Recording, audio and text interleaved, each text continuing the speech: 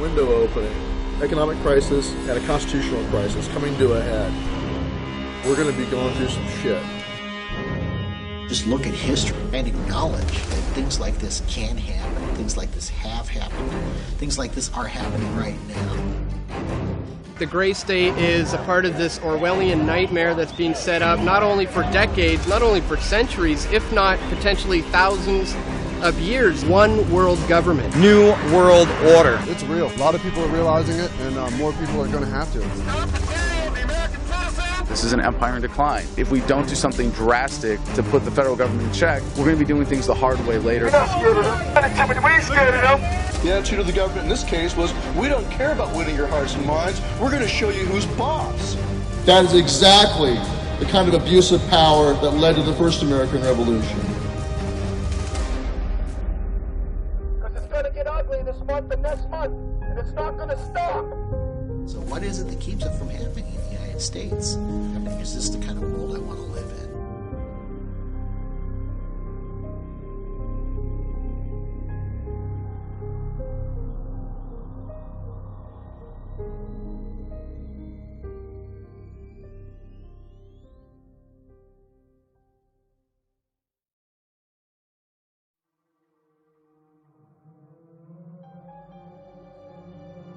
The only thing that's the government different from any other organization is the government has the ability to compel people to do things via force. And we're seeing it as that, and we're moving past it. We're evolving past it because we want to create better worlds for our children. Every generation does, and we're simply seeing the next way to do that. And in that sense, the libertarian message isn't, statism is bad and government is evil, and you guys are all sheep who need to wake up. It's, hey, let's improve the information in the market and show you that you're better off without this system of violence.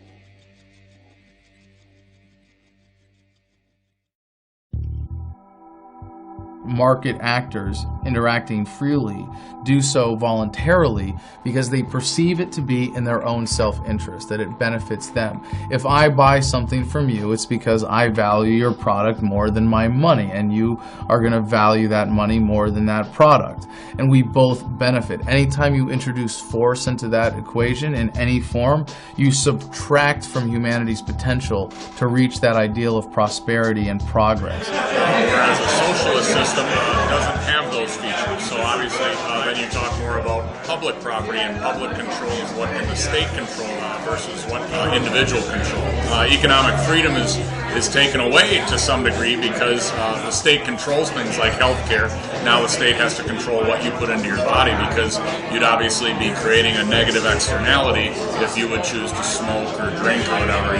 You're now costing the overall public that money. It used to be we had a savings-based economy under an honest monetary system where we couldn't create money and credit out of thin air. If you couldn't afford it, you didn't buy it. This was not poverty, this was responsibility. People look at the old days and they think, before the Federal Reserve, they think, oh, we don't want to return to that. Those are the horse and buggy days. These are technological issues. These are not issues regarding the economy. These are things that would have come about by virtue of our dynamic creative spirit that exists on greater and lesser levels in each and every one of us. It's a simple fact of the superiority of using persuasion to get people to do what you want to do, as opposed to saying, well, I'm scared and I don't trust you, and I'm going to just have someone with government put a gun to your head and do what I want you to do. When people give money to Bill Gates or Sam Walton or any of these people, he's not taking it from them. They're getting something in return. They're getting a service. They're getting a product. There is an organization out there that does take the money from you, and that's the government.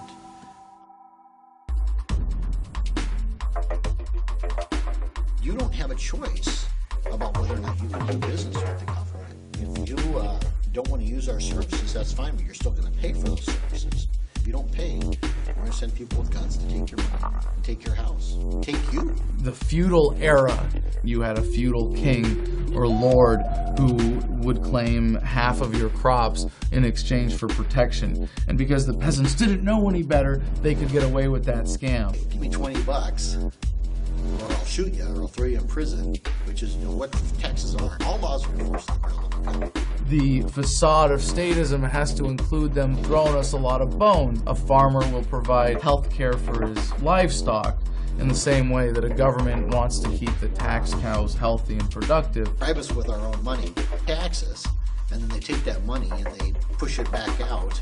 What they hope we don't notice is they take that money from us in the first place. Without the income tax, America historically became the wealthiest country on earth because it goes back to the benefits of a savings-based economy where you're able to accumulate savings and you're not forced to turn it over to a governing authority to redistribute as it sees fit.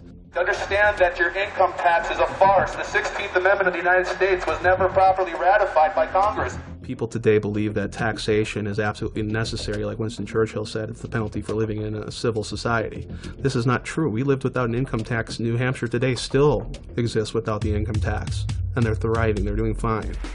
One reason why the income tax is so detrimental, it's based on the assumption that the government owns everything, and they allow us to keep a certain percentage under their conditions. Point that even a 1% income tax is morally wrong because it sows the seeds of destruction.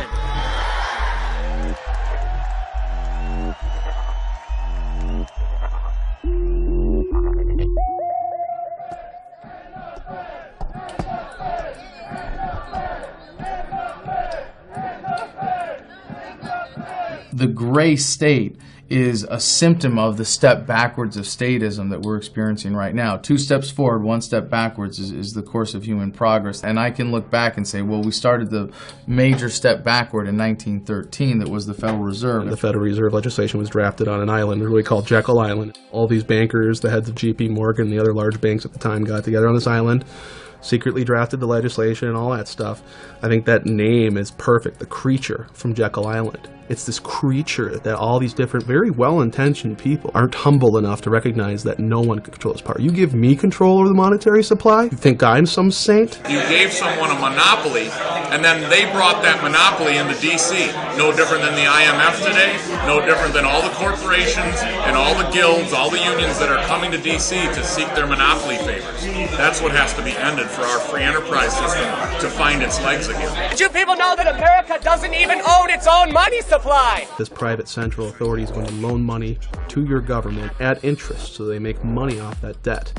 And then the federal government pays them back plus interest via taxation. You used to try and find a way back in the old days to create gold, which was money and always has been money, out of lead, and they never could figure out a way to do it. The rapture occurred when they realized we can substitute gold with paper money, which we can create infinitely at a very low cost. So this debt is only valid so far as our public is able to cover that debt based upon our level of income taxes. Federal income taxes does one thing, and that's it.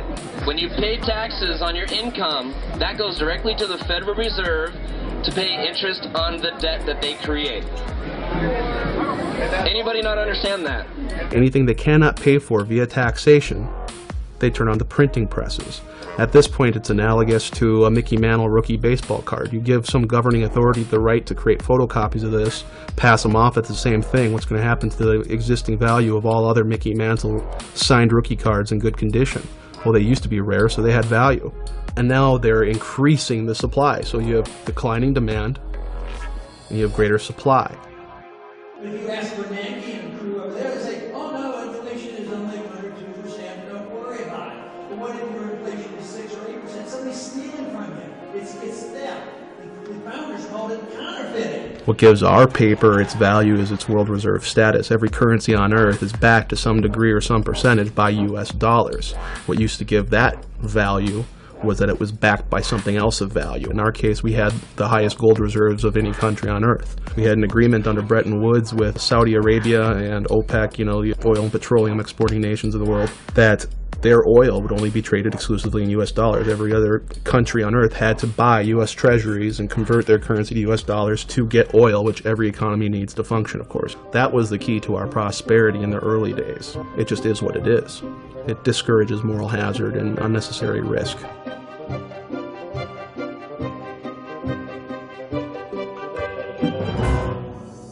Since the 1970s, we did not have the ability to cover our debts via taxation. It's not popular to raise taxes. You're not going to vote for the politician who does that because that gets old. But we hate it when they stop spending. We like the free goodies. So that's why it is we're in such a deficit crisis and they spend so much money. It's popular to spend, it's unpopular to tax. So what do? We have the Federal Reserve paper it over. The problem is Congress, the federal bureaucracy, and the military bureaucracies. And remember what runs those things: cash. When you fly into Ronald Reagan National Airport, as you're getting ready to land, if you look towards the Washington Monument, you will see this enormous mountain of cash. The problem with that mountain of cash is it's a magnet for all the wrong people. Everybody in the Beltway exists to get their hands on some of that cash.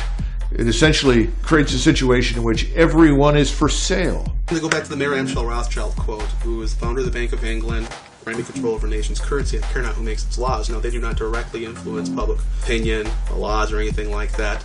They do so, however, indirectly, because they control the money, so they care not who makes the laws, because they can use that money, which they can create in perpetuity out of nothing, and give it to their preferred representatives in government and help shape the agenda. People, when getting into office, can borrow money from the Federal Reserve directly for their political campaigns. They necessarily don't have to pay that money back out of their own savings or their own donations. They just leave that as national debt that the United States owes the Federal Reserve, and the Federal Reserve is happy to create that debt because every dollar created, they get more interest paid back to them. Once they've taken this money from the Federal Reserve, it's like selling your soul to the devil. You don't really have a choice in which bills you pass or which ones you vote no or yes for. Listen, there isn't much altruism when you're flooded with cash. How long have they been trying to do this? Forever. Bankers are like that. Yeah, if you let them do it. What you need is gutsy presidents, gutsy Congress people to prevent it.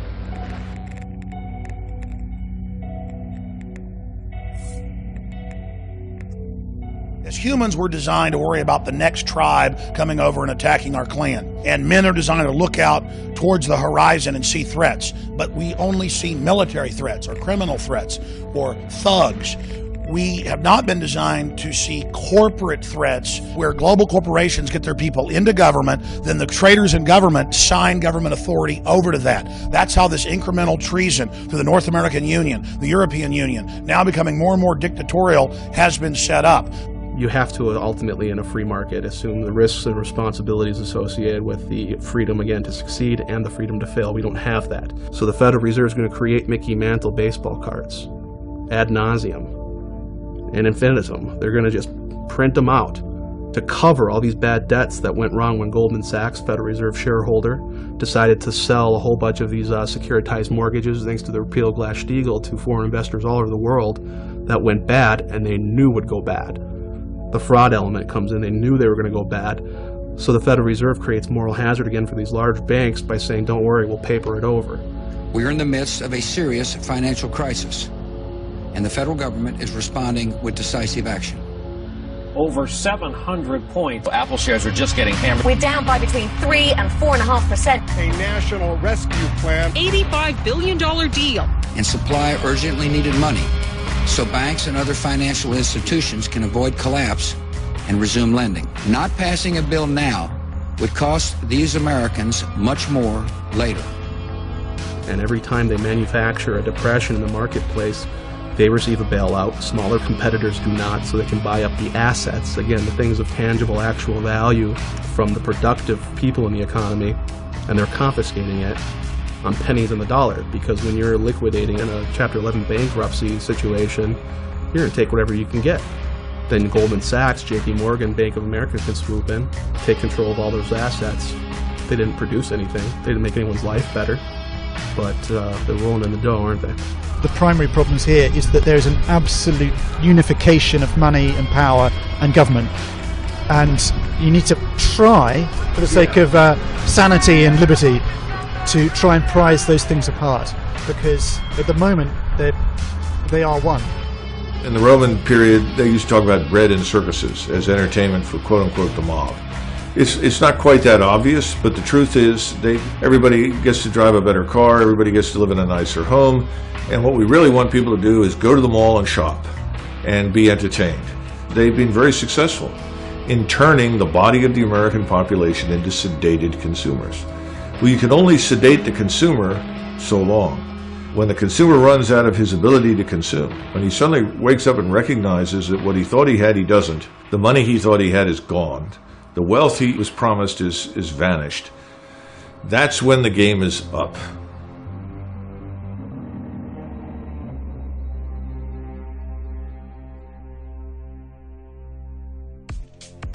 Today, inside Washington, the mainstream mentality is that you and I, and the rest of us that are talking in these terms, are out of touch with reality.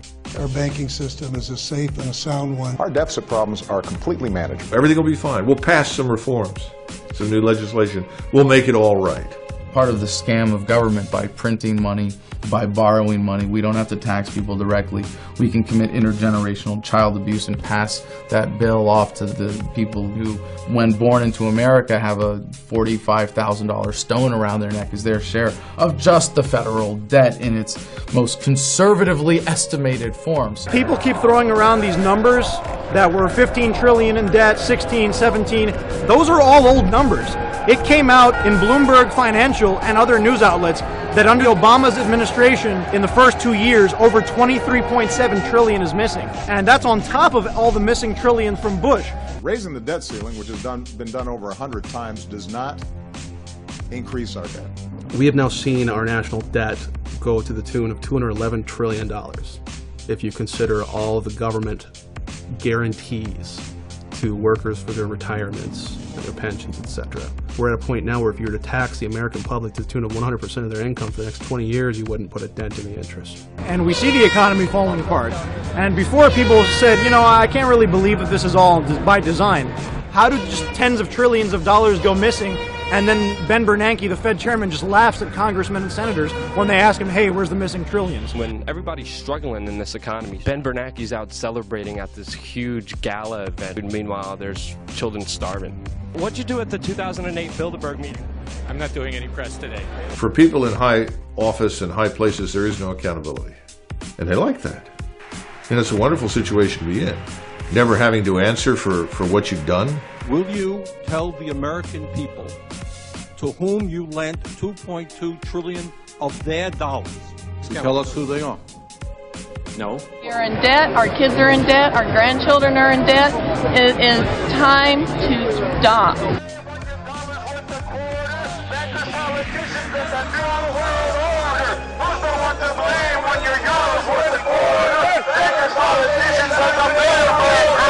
And if I recall, back in 2009, I think it was, they said that people with incomes are a threat to their agenda. It seems to me that they want to make sure that the people don't have any money to fight back. The thing that my baseball coach as a child taught me the most is that in life you are going to lose.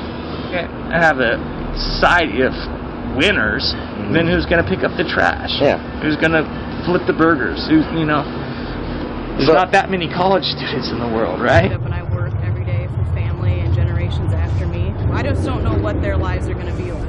You know, that's my biggest fear, is what are we all going to pay for 50 years from now? Our deficits are to such a degree that when you cannot cover it via taxation, no one's willing to loan you money anymore. And that's what we've been doing. We've been borrowing our way to financial prosperity from foreign central banks. And they won't lend to us anymore because they know mathematically we cannot pay it back via taxation. Bottom line, that's what this is about. They're just creating money, they're devaluing it, and there's no alternative. The direction we're going in right now is debt and dependency. You understand the principles of the debt super cycle. And eventually that super cycle comes to an end. The U.S. Treasury bond is the largest bubble out there, bigger than the credit card and the education bubble. It's several times bigger, and they're going to discover this unfortunate fact very painfully. And what happens then in times of economic crises is you go back to the world reserve currency, you buy up U.S. Treasury bills because it's a store of value. They can dump that on our market at any time. Create overnight hyperinflation. That means all commerce shuts down. America and its best friend in the Gulf may be in for a difficult breakup. The Saudi Prince Bandar bin Sultan said there will be, quote, a major shift away from the U.S. Well, if you know that in 6 months your dollars are going to lose 20% of the value, you're not going to save them, which is what we depend upon. You're sure as hell not going to back your currency by them. You're going to buy shit up while the buying's good. You see it now. You got China out buying up infrastructure all over the United States, Russia doing the same thing. So they're taking these worthless U.S. dollars They're buying up this country. And then there'll be a flight to safety in commodities, gold, silver, etc., to save what you have left. So essentially, at some point, all of the world's banks are going to dump dollars, and those dollars are going to start chasing goods and services. And as the means of production becomes more and more handicapped by government intervention, more and more regulation, less people are going to invest. The whole thing falls apart. The news, you see this is happening right now. The smartest minds in the world are saying these bonds are cooked. We've had it. The rally is over. The long-awaited bond apocalypse is happening. So what is real wealth? Is it in a paper currency again? No, that's just paper. It's kindling, it's something to write on, something to wipe your backside with. What does that paper get you? Goods and services. What does a bank confiscate? Do they come after your paper? No, they come after your house. They come after your cars. They come after the actual goods and services that had the value to begin with. And that's why everyone who's inside the Beltway is so desperate to convince everyone it won't happen. Because there is no way to avoid it anymore. The economy is going to be okay. Keep them working because you don't want to create pandemonium. Start getting people too scared about what's going on and start fearing the government, then they're going to have a revolution. They can't have that. They want to keep it on the tipping point where they have control. They're going to use our own money to enslave us and collapse the monetary system at the same time because, again, every currency on earth is backed by US dollars. If there's nothing to replace it, you only have chaos. In June of 1929, Mr. Mellon, who was the Secretary of the Treasury, told the American people that they lived in an era of unbroken prosperity, that they had nothing to fear. At the same time, he was liquidating all of his investments in the market. He was putting everything into cash and gold. He wasn't alone. Mr. Geithner recently made the statement that our banks are solvent, that there is no issue. We have nothing to be concerned about. Nothing could be further from the truth.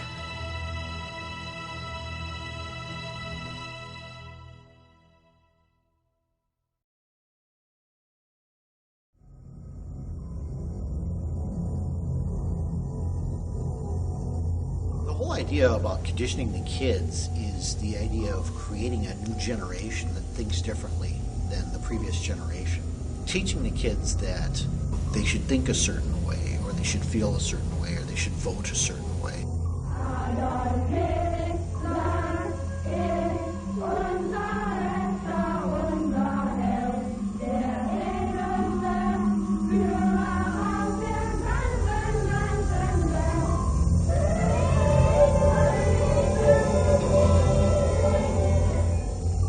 In the late 80s, you have the emergence of psychology, the study of psychology, how people think and how people can specifically be manipulated.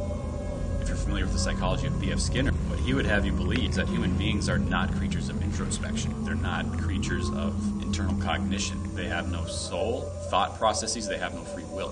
What they are animals to be trained. So you have Skinner's operant conditioning chamber, or the Skinner box, where he trained based on a system of punishment and reward. Essentially what it does is it bypasses brain function and goes straight to an animal training method. You create a problem, offer a solution that drives them toward a pre-designed response. This is called the Hegelian dialectic. The Hegelian dialectic is a formula and a strategy for creating a problem to then offer a solution that you have to the very problem that you've created to get the outcome that you desire that you wouldn't have been able to get if you didn't create the problem in the first place. Now, the Hegelian social theory was adopted by Lenin, by Marx, and it was applied politically in the form of communism. German psychologist Wilhelm Wundt, he is the first one to apply it to education. The American education system is a combination of Hegelian social theory and experimental psychology. And that's the whole idea behind working with the kids. It's this concept of in loco parentis, that the school is the parents when the parents are not there. Most people are too busy working the 9 to 5, and now that 9 to 5 is turning into 9 to 9 to be able to just survive, crippling the amount of time we have to transfer knowledge and information to our children are young. So by making sure both parents are away from the children at work, they can guarantee that the social environment of school, preschool, daycare is going to be able to give the children the knowledge that they want to. So what you have is the degradation of the individual, you have the promotion of the state, and you have the elimination of the middle class. Now, under this operant conditioning from Skinner, The only thing you learn is how not to get punished and how to achieve your reward. You're not going to come away from this system thinking, I'm going to stand up for something because it's right. You're going to do it because there's either reward or consequence involved. They're being trained to enter the workforce as a valueless cog in the state. Oh, won't somebody please think of the children? I'm a product of the public school system. Nobody ever taught me anything. I mean, I think we read the Declaration of Independence in the 5th grade, possibly. But I think the school systems are designed to keep people uninformed and to not understand the scope of their rights and where they come from. I think the powers that be would ultimately love everyone to believe that their rights come from the state. Developing them to not question authority. We're developing them to be entitled, that the government will take care of them from cradle to grave. These efforts have been pretty successful.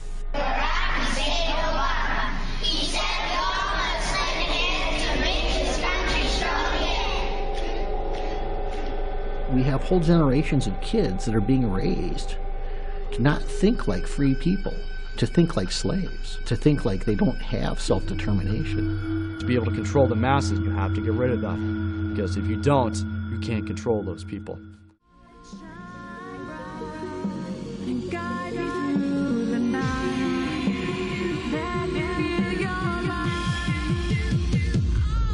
Hello, New York!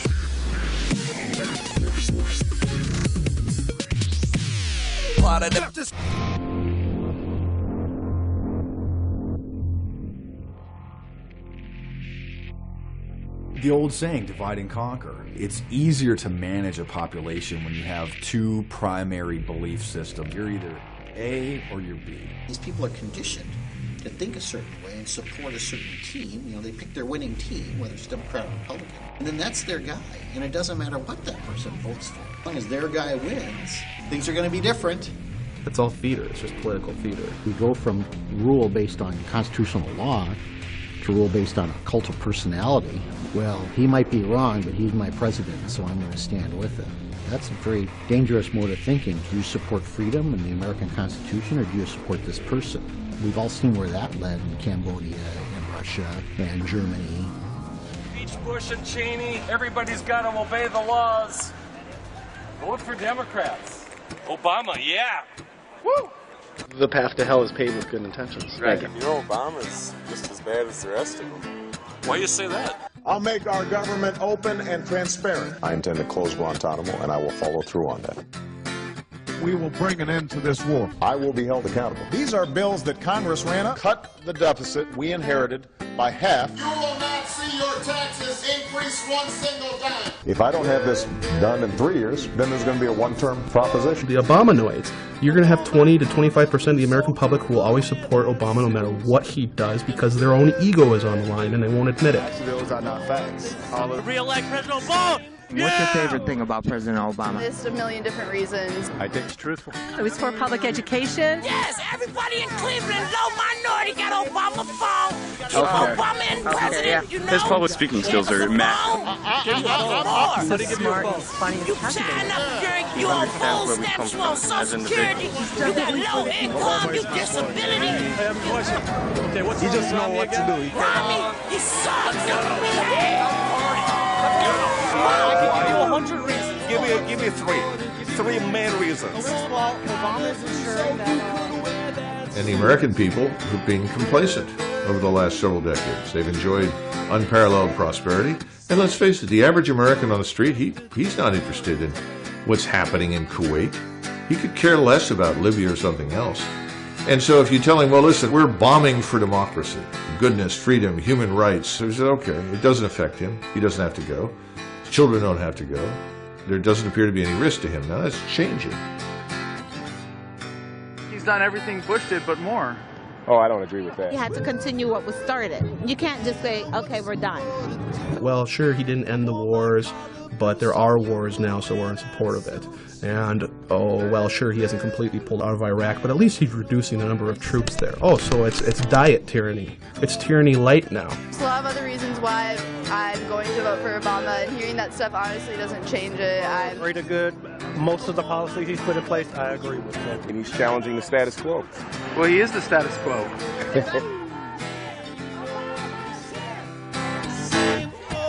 Obama's going to take us forward. I pledge to be a servant to our president and all mankind. Because together we can, together we are, and together we will be the change that we seek. I know people who have destroyed relationships with their families when they realize that their neocon uncle and their liberal cousin weren't just well-intentioned, that they were creating a justification for coercive government and ideology, that they were externalizing their own desires to control others, and that was reflected in those relationships.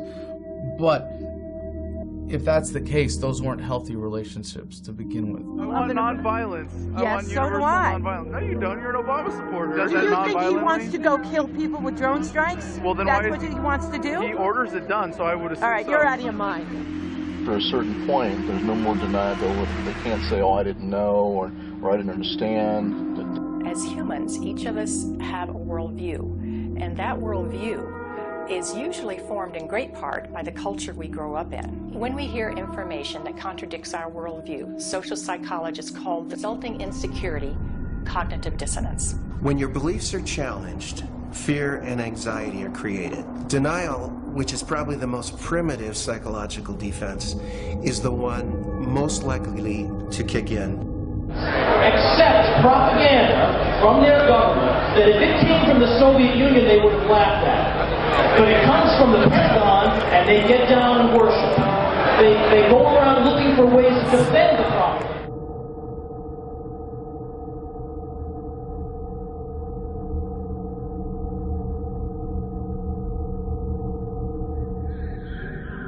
You can find people all over that will say that we should end the war, but they have a lot of trouble saying that when they meet a soldier.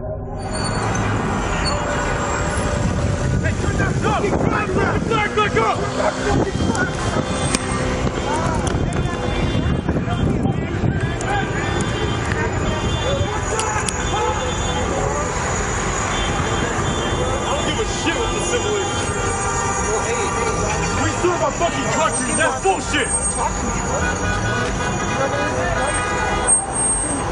Hey! Fuck off! The bravado of the current U.S. military forces, it's definitely about psychological conditioning. It's the idea that when life and death is on the line, you cannot afford to believe anything but the fact that you are the biggest, baddest force on the face of the earth.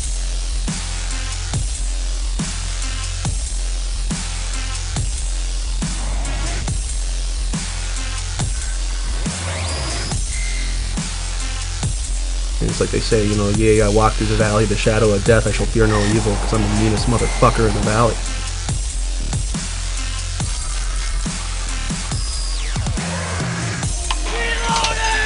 It's like a big video game that I can watch on my TV. And isn't it cool to see all the US flags all over? Patriotism means that you support everything the government wants. A true patriot defends liberty and the people. What a day, man. What a day.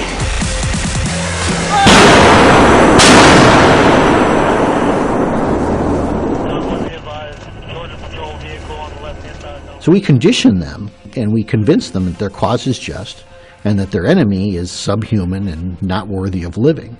And the American people honestly play a role in that.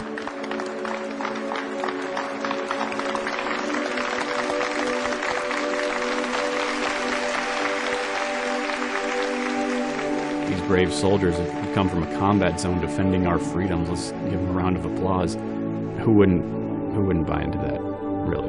I'm given tax breaks for being a veteran. I'm given discounts on my car insurance. I can go to the commissary, tax-free groceries. I get all the benefits I could ever want in the military. Why would I question that?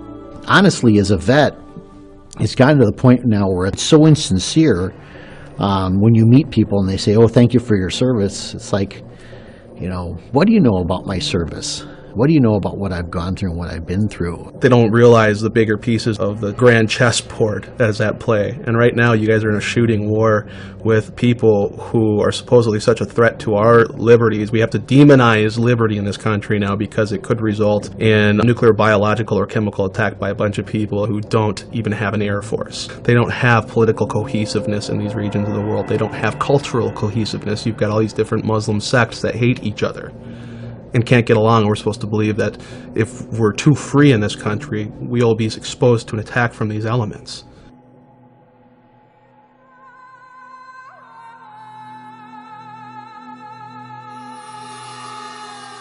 When we went into Afghanistan in 2001, we had one real tangible, concrete objective, and that was to find and either capture or destroy Osama bin Laden and his supporting crew. We missed the boat. We failed. But if you trace back how this happened, this certainly had nothing to do with the special forces on the ground. It had everything to do with decisions made at a higher level. And again, when you go into Iraq in 2003, we take an operation that should have been over in a week, and we drag this out for 2.5 weeks. We arrive in Baghdad, and no one knows what to do. No action was taken. The general simply said, well, we haven't been given orders. Son of a bitch! You're talking about a group of people that have risen to very high levels by deliberately doing nothing. Because if you do nothing, you make no mistakes. And in most cases, the American soldier, sergeant, lieutenant, captain, marine, sailor, air, it doesn't matter, he'll figure it out and get it right. Well, the problem is that we ran into a set of circumstances where that didn't work. They couldn't make it right. They couldn't muddle through. They couldn't just shift the burden of decision-making to the lowest level and hope for the best. And so ultimately you end up with the opposite outcome, where everyone is micromanaged, everyone is tightly controlled, while the people at the top try to figure out what it is that they're supposed to do and how to do it. And this drags on for many, many years. And then finally in 2007, with this so-called surge, the civil war is effectively over, the Shiites have already won, and somebody decides, well, we need to go in and do something to create the illusion that we've won something. We can't just leave. So we sacrifice 1,000 good American soldiers, killing large numbers of Sunni Muslim Arabs and a few Shiites, and then anybody we can, we buy off with hundreds of millions of dollars in cash. This was a strategic catastrophe from the vantage point of our friends and allies in the Middle East, and now it's irreversible.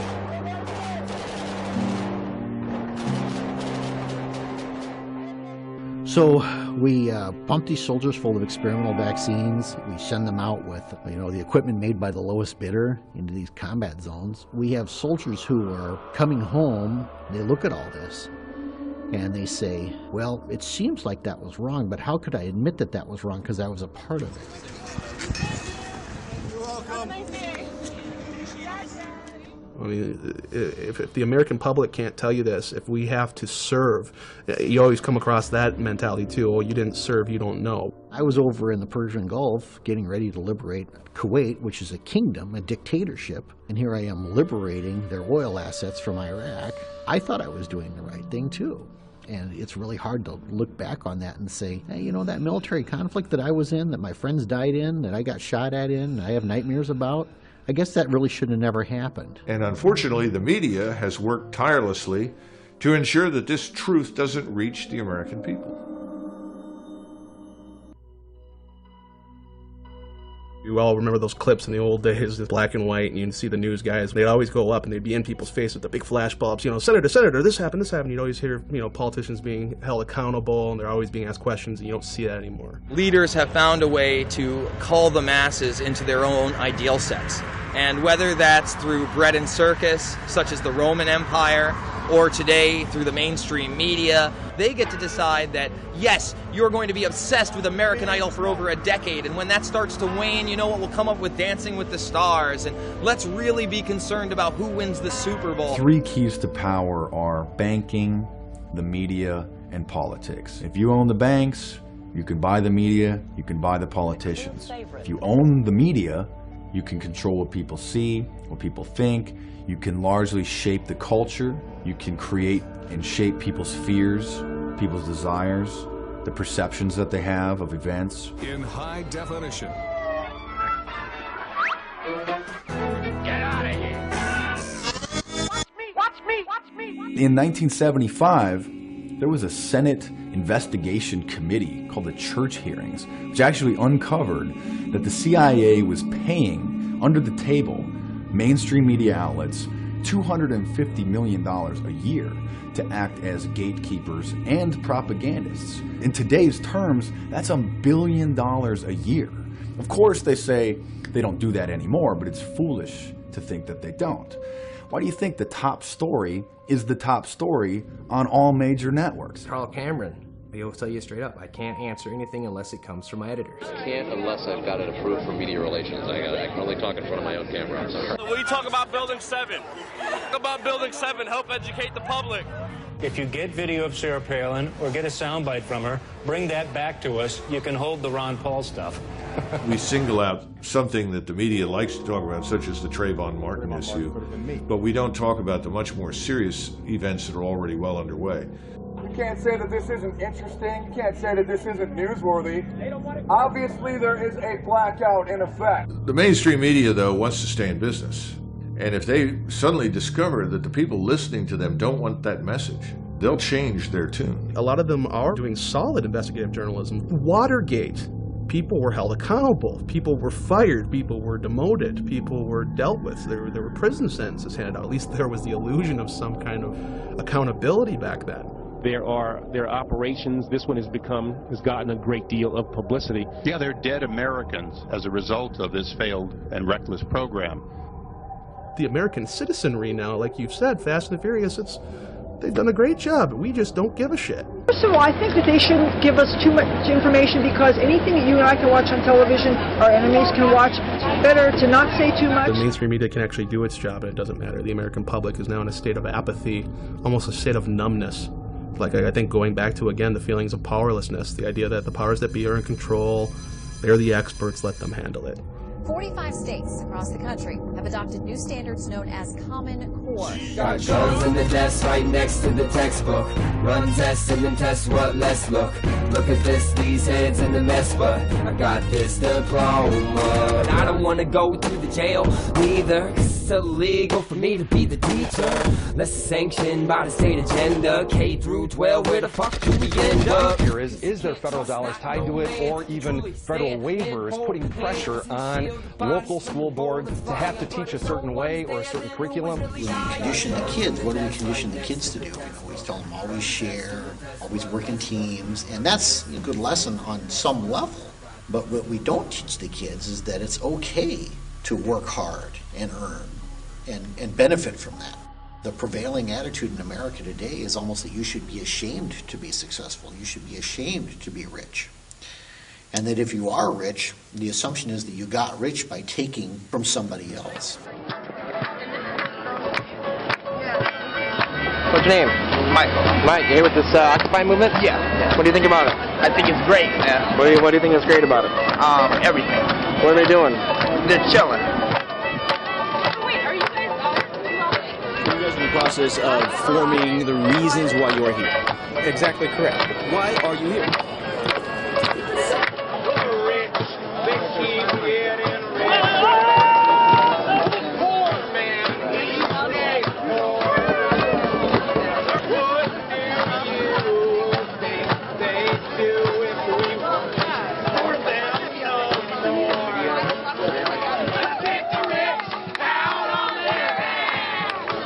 My interpretation is a lot of people have had some hard bumps in life that want things to be free, more entitlements. We have to ask a couple basic questions. The first basic question, what should the role of government be? Should the role of government be there to run the entitlement system?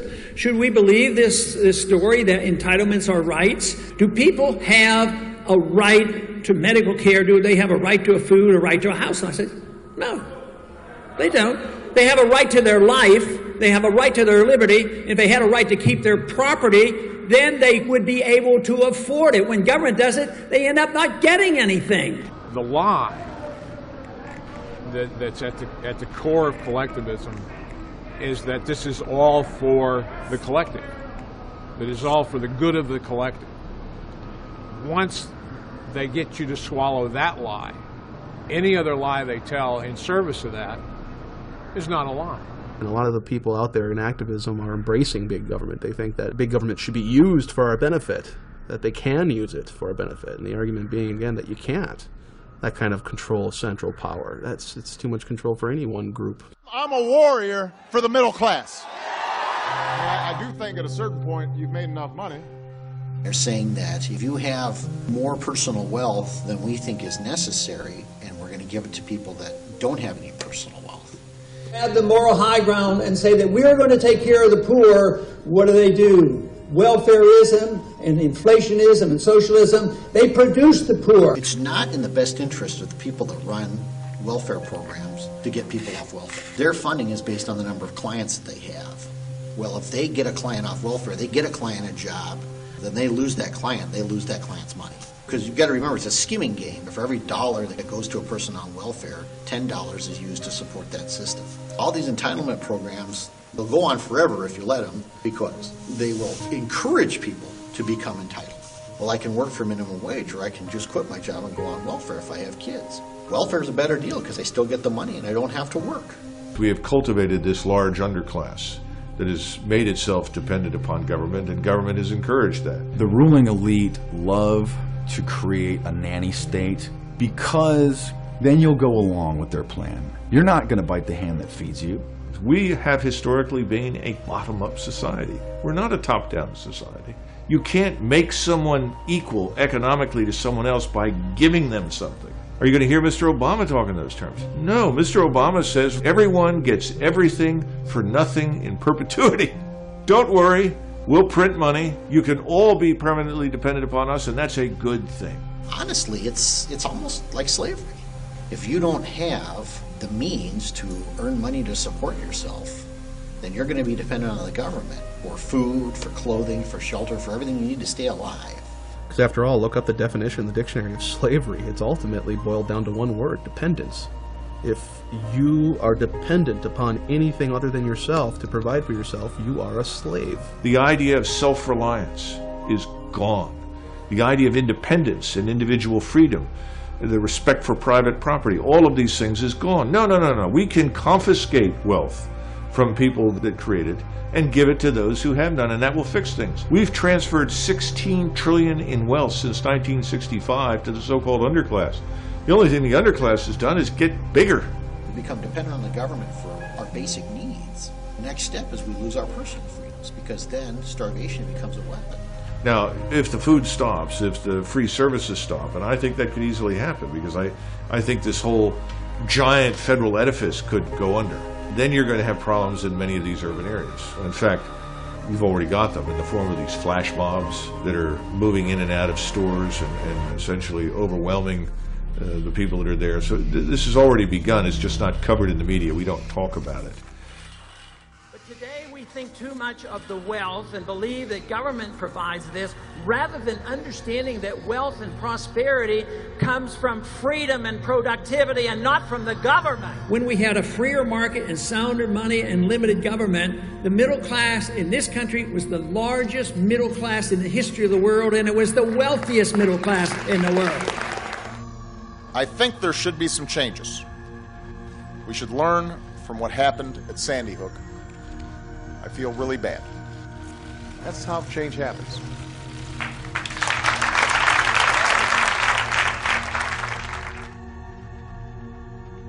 The most ancient divide in politics remains to this day the fundamental divide. The legalists, as they were called, and they were chiefly the people in the governing class, just as they are today, and we would call them totalitarians, who believe that every aspect of our lives should be dictated and ruled and pushed around by government.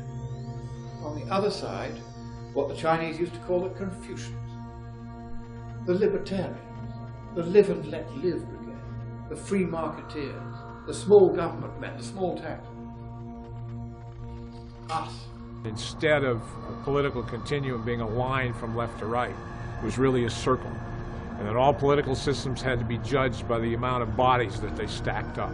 At the bottom of the circle, cheek by jowl, was communism, Nazism. Moving up the scale, you had socialism, fascism, all of the various collectivisms that subordinate the individual. And at the top was the constitutional republic of the United States, free men, free markets, rule of law, ordered liberty. Obviously, there's not been justice for, minorities and such in this country. We all know that. But given that we at least tried with the concepts of liberty, it worked out pretty well.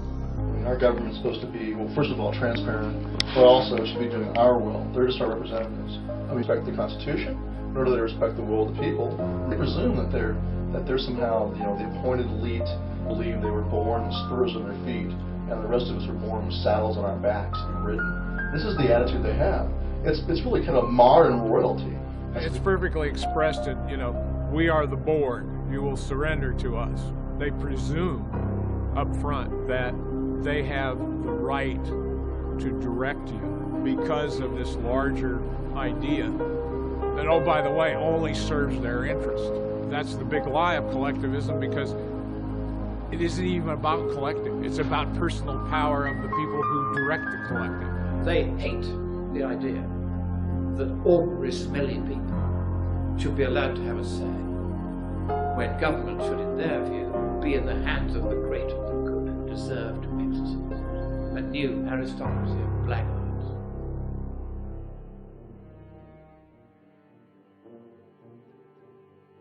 We talk about the conditioning of our kids and the conditioning of our military and our police, and we talk about the political conditioning that people are undergoing. What we're really talking about is a social movement, changing the way people think in terms of what it means to be free and what it means to be a person. The Declaration of Independence said we hold these truths to be self-evident. What the Founding Fathers were saying there was, this is obviously the way it is. There's no question that all men are created equal and they are endowed by their Creator with certain unalienable rights.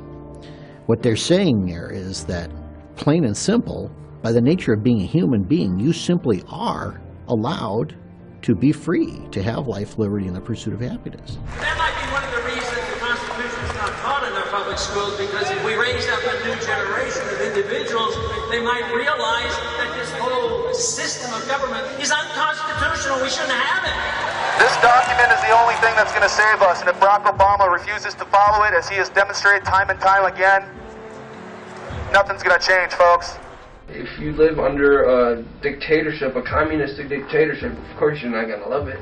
Nobody loves it. Right. They didn't let people leave. Right, yeah. They killed people.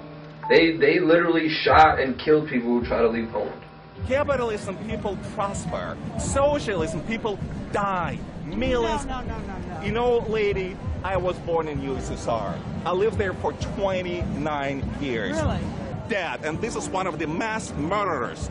Che Guevara, he's a mass murderer. No, you don't think so. You don't think so. You're an exile. Really? You're one of the rich people they threw out of the country because you were robbing the people. Yeah, good luck with that. They used to give you cards, like stamps, like food stamps. And you used to go in the store and you had no choice of what to buy. And they always tell me, you're spoiled. You get all these gifts for Christmas. Right. For Christmas, we got meat. The individual matters not a thing. That's why they define peace as the silence, imprisonment, or death of their enemies. And to believe anything else is to deny a reading of human history. They would grow wheat, they'd grow corn, and then they would turn it all into the collective, and they expected to get something back. Well, the quotas were too high, they didn't get anything back. So you literally had people growing their own food, turning over to the government, and then starving to death. You have rationing of food in any controlled economy. They reduced the people to utter dependency, and that's how the Soviet Union had their way with people for decades. People died. Thousands of people died. My dad, put his whole life on the line to come here because he saw it as a beacon of freedom. He saw it the complete opposite of what he was living under in Poland. That was his major goal, is to get away where I could have an opportunity to live my life in freedom and not be ruled by, the elites. Ultimately, I grew disaffected from communism, first because of the revelations of the killing fields in Southeast Asia. I had cheered when Vietnam and Cambodia and Laos fell. And then the revelations started coming out about massacres of innocents. This is evil. This is evil as the Nazis. Gee, there's a revelation. They called them National Socialists for a reason. They were socialists. The nice thing about being an ex-communist. And you sort of get this along with the shame of it. And it is a shame. It's, there's not a day goes by that if I think of that period, I don't feel Benedict Arnold looking over my shoulder. And all ex-communists are that way, because we realize how wrong we were. But that's why we make the best anti-communists, because we know all the lies. We've got to make sure that those lies don't triumph. We've got to make sure that we atone for what we did back when we were the liars. After the revolution, all these guys who helped the revolution wound up being victims of Stalin because they had torn down any protections of the individual. They were gone.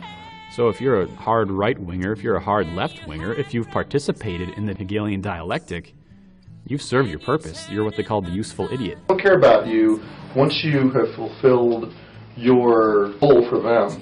Once you are no longer useful to them, they just cast you aside. And we've seen this in every war that's been fought in this country. You demoralize the force, and ultimately you drive the best people out. And the people that you're left with are staying there because they may not have any alternative. They may be injured, badly wounded, psychologically traumatized. They may need medical attention. There are all sorts of reasons, but my point is, tell the soldier, hopefully, the truth. But we haven't been telling everybody the truth, and that's my point. The soldier figures that out. He's not stupid. I'm talking about somebody that leaves the FOB, the forward operating base. But even those who don't ultimately get it, and what they figure out is that there's nothing here that really justifies the loss of his life. Now, that's a very bad thing for a soldier. We're expected to sacrifice our lives in action to win. But the soldier recognizes there's nothing here to win. Now, when armies march down that particular lane, you have enormous problems. The soldiers are, for all intents and purposes, U.S. government property, and that's where the term GI comes from. GI stands for government issue. And when Henry Kissinger said military men are like dumb, stupid animals to be used as pawns in our foreign policy, that kind of summed it up. I think of the story of the early days of World War I on Christmas Eve, when they took a pause and the Germans and the British started singing Christmas carols. And they finally got together and exchanged gifts and had a Christmas tree. And then in a day or two later, the armed might of the government comes in and says, you will not have peace. You must go back to shooting and killing each other again. Dwight Eisenhower, in his farewell address from the presidency, said that we should beware of the military-industrial complex. It is fully metastasized today into a cancer on our society that takes the best and brightest and the most nobly intent who would put their lives on the line to defend fellow Americans and puts them into these bullshit wars that have nothing to do with national defense.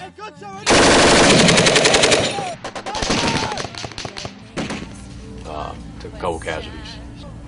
You hear about people being battle tested. This one tested the boys.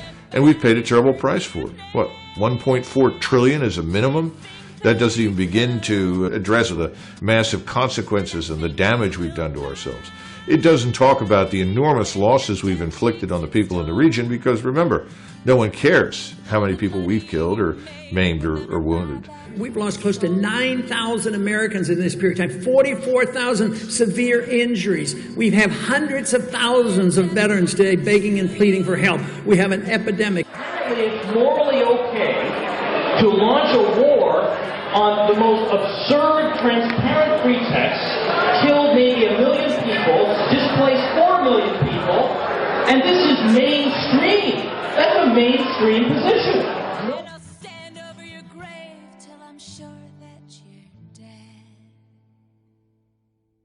As a result of this work and cooperation with allies and partners, the world is more stable than it was 5 years ago. People forget that when there are these numbers, you can't possibly conceive that millions have been killed in the war in Iraq, for example, because we're such a compassionate military force. People forgetting statistics don't always account for the birth defects and miscarriages. Depleted uranium is essentially an industrial waste byproduct, and what better way to make money of something you don't have to worry about spending money on disposing of safely, right, than to turn it into a weapon. This is a very dense material, a very dense compound, safe for anti-armament. The problem is it leaves thousands of years worth of radioactivity behind, and if you look at children that are being born in Iraqi Kurdistan in particular, where they use a lot of depleted uranium, they're using a lot everywhere anyway. You've got massive deformities and gigantism and other things. Higher rates of cancer, leukemia, and infant mortality were found here than in Hiroshima and Nagasaki. These babies are doomed to die. These are untold thousands, if not millions, of lives that are being killed even before they're born. Those are the true costs of modern warfare. You don't hear about our weapons of mass destruction, do you? Dear any American who thinks this Boston massacre is a big deal, but never protested a war, go fuck yourself. In Iraq, from the end of the First Gulf War to the start of the current occupation in 2003, sanctions on the country led to the deaths, conservatively estimated, of 500,000 Iraqi children. That's like 45 Boston massacres per day in Iraq for a decade. One every half hour. And they're not being blown up in explosions. No, these are the ones dying slowly, painfully, starving to death. Did you cry over that? Did you protest? Did you do anything to voice any opposition to what Madeleine Albright, then Secretary of State, called acceptable collateral damage? You can't say that you are a Christian, that you believe in the sanctity of all life, support someone like George W. Bush, and go bombing people in the Stone Age and taking their shit. That's immoral.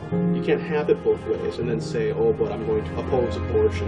You either are or you are not. I can respect someone a whole lot more like a Zygmunt Brzezinski or Henry Kissinger who just outright says it. Just outright says, we're going to take it because we fucking can. And if you oppose that, try and stop us. At least you know where they stand. But with the common American, you want to have it both ways. We are dropping bombs on crowded cities at night where old people and children are sleeping. And we're watching it on CNN.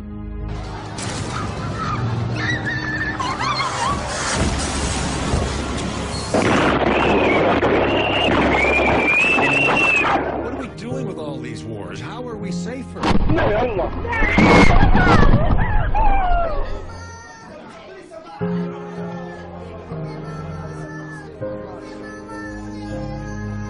This is a product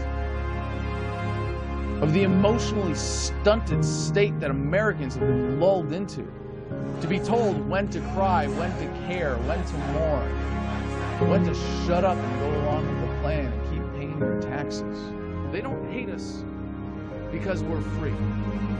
They hate us because we're myopic, patriotic idiots who allow ourselves to be so emotionally manipulated that when something like this happens, the result is more brown people on the other side of the planet die. We've made good progress, and we'll continue to work together to achieve freedom and peace. If you consider yourself to be a moral person, you have to be opposed to this. If you do not care about morality, well, at least you're being honest. But I think we've got a nation, an entire nation of sheep. Our enemies are not 7,000 miles from home. They sit in boardrooms. They are not the men and women who are standing on this police line. They are the millionaires and billionaires who control this planet, and we've had enough of it. I will not be a part of that anymore. These medals don't mean anything to me, and they can have them back. And I choose human life over war, militarism, and imperialism. You are deluded, and your delusion is dangerous, and it is getting people killed. And your attitude, your tribalism, your personal identity, because you choose you want to be an American before you want to be a human being, it's disgusting. I'm sorry to all of you. I'm sorry. Yeah, you're right, I didn't serve. You're the one serving.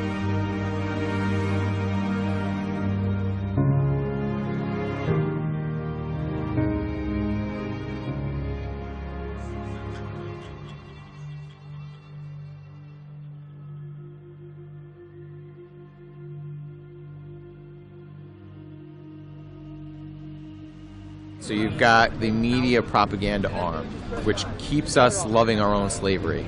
Then you've got the financial system, which keeps us dependent on them. Then you've got the police state to keep physical control over us. They're pulling you over and they're giving you tickets for not the breaking of laws, but statute infractions. statutes are just basically designed as hidden taxes on the public. It's just a way to generate revenue. I mean, thank you for swearing to the oath of the Constitution, sir, but this is a statute violation, which is an Admiral Maritime Law.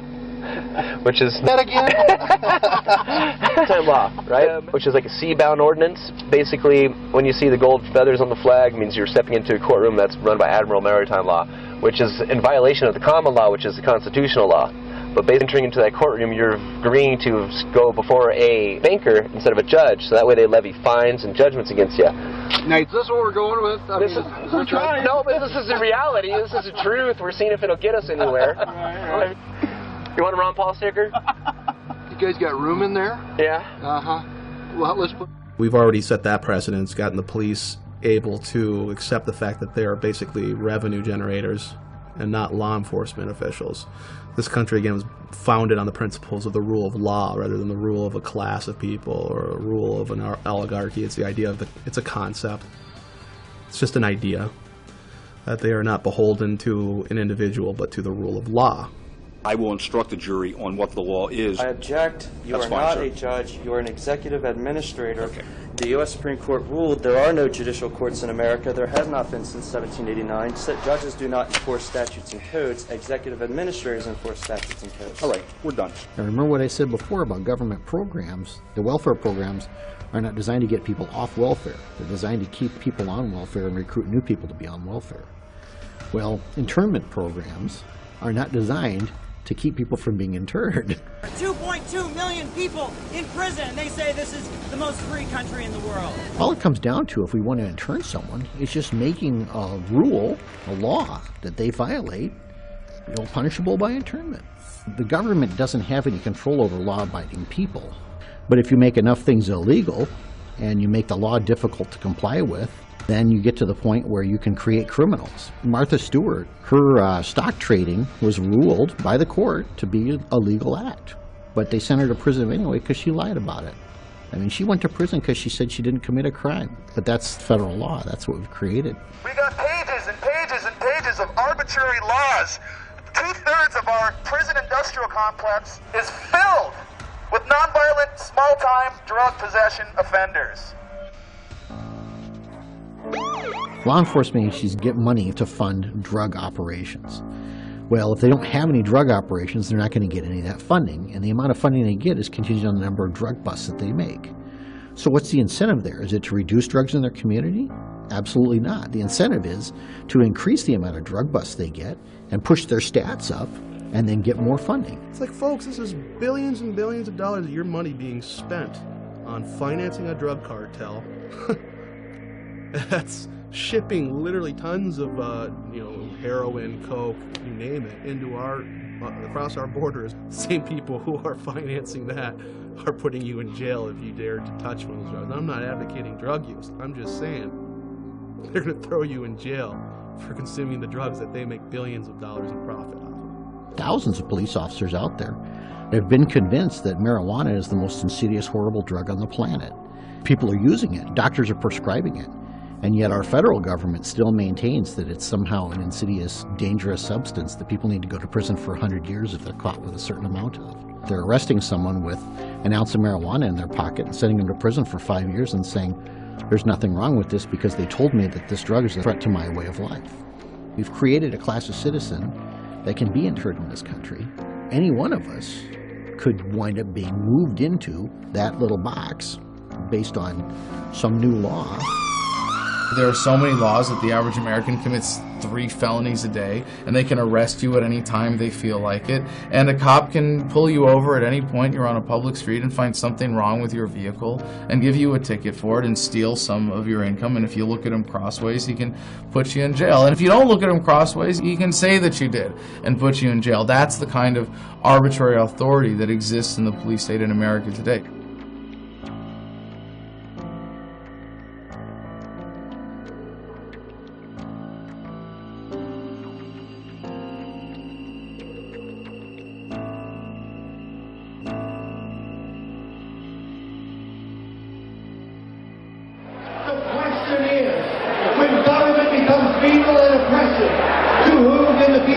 For peace, safety, and freedom. For sure, its main responsibility federal government. And then we give our police departments military-grade weaponry, assault rifles, we give them armored vehicles, helicopters, infrared. This is what we woke up to this morning. Men with machine guns coming towards us. We see a giant arms race against the American people, but not just here in the United States. Worldwide, governments are massively increasing their spending for domestic control with a standardized police state that they've developed in third world countries that they've invaded and taken over. Close your window, go back inside your house. 8 police forces that, at the thought of cooperating with Homeland Security and the feds, completely turning the whole concept of government on its head by saying that the federal government is here to protect us, when really the founding fathers designed the government to protect us from growth of government. Ronald Reagan said the closest thing to eternal life is a government agency, and it's true, because once you give them the funding to do things with, at best, a warped system of accountability, they're going to take that power entrusted in them to keep their own paychecks going, not by serving people, but by serving that twisted system of approval for that funding.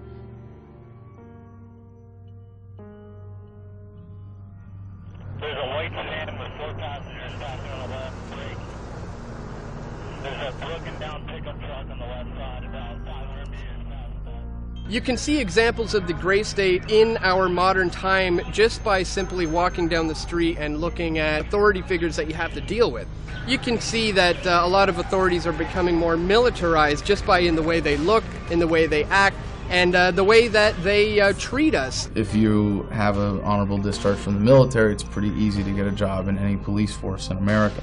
We see people coming home from war, taking those jobs, and bringing that mentality of the military occupation to domestic law enforcement. And so that does have an actual effect on the relationship between individual officers and citizen subjects. I was out confronting Carl Rove on war crimes with Colleen Rowley and others. The police escort that he had with his entourage was younger guys, cut, very fit. You know, we all like to joke about the donut-eating cop who's overweight and couldn't run a mile to save his life. These guys are cut.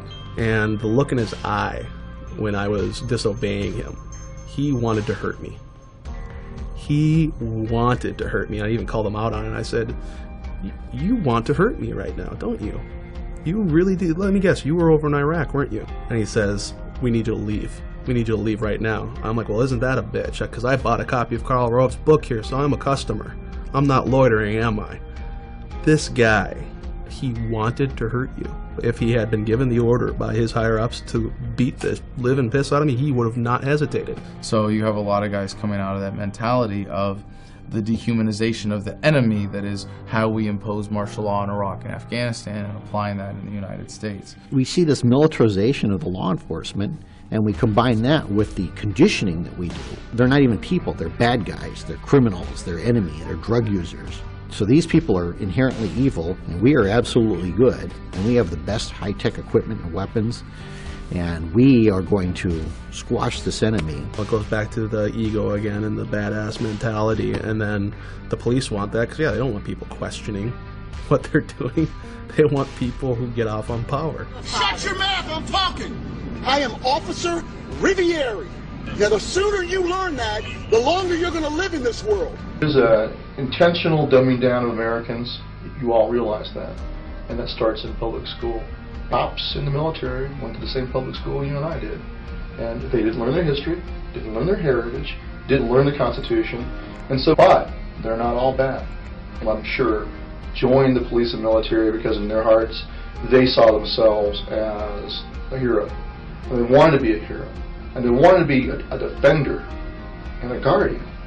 And so the best of motives, but if they don't know the Constitution, and they don't understand the basic principles about rights, they can be easily manipulated and twisted into becoming just an enforcer, just a law enforcer. I often talk about how things seem to be going in cycles, and how history repeats itself, and how, like, we have the Occupy movement is the Hooverville of today. With the Occupy movement, we saw militarized police using weapons used in foreign wars against protesters domestically. These Occupy Wall Street people are dissenting, and we need to crush them. Go to 16, go to the Back up! Back up! Back up!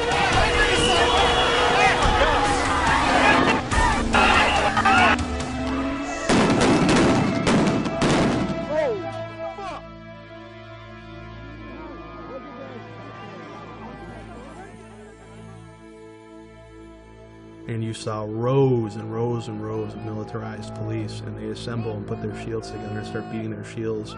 Thump. It's psychological. It's designed to intimidate and create fear. I was just pleading the cops, please don't tear gas us. We're completely peaceful. No one's facilitating any aggression, and they just like tear gassed all of us. Kids in strollers were in their moms, and people were actually trampling each other to try to get out.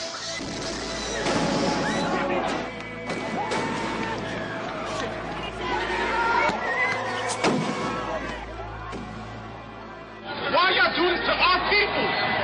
I've been to Iraq 14 months. For my people, you come over here and hurt them. How do you sleep at night? There is no honor in this. They rolled up, no lights on, not even headlights. Walking, and all of a sudden,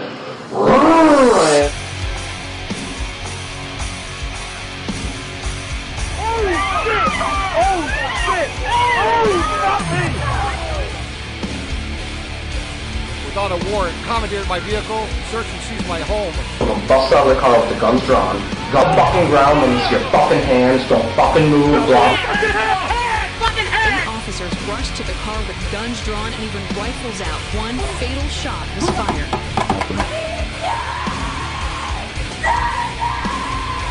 Are you gonna stick your hand on their pants or something?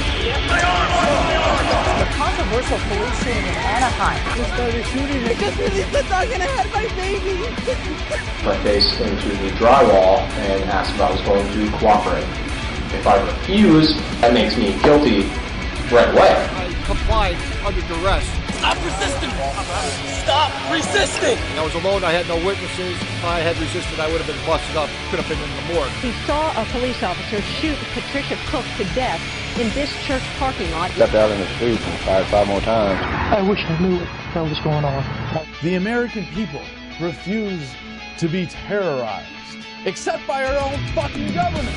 As an American, you are 8 times more likely to be killed by a cop than by a terrorist. I would rather go to jail than be dead. Police in the investigation.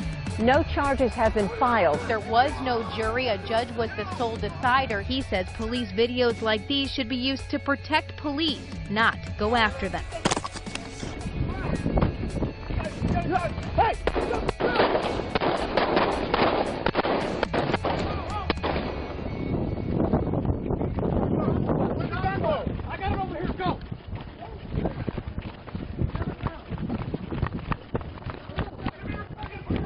Show me your fucking hands! I did. You hit me. Show your fucking hands!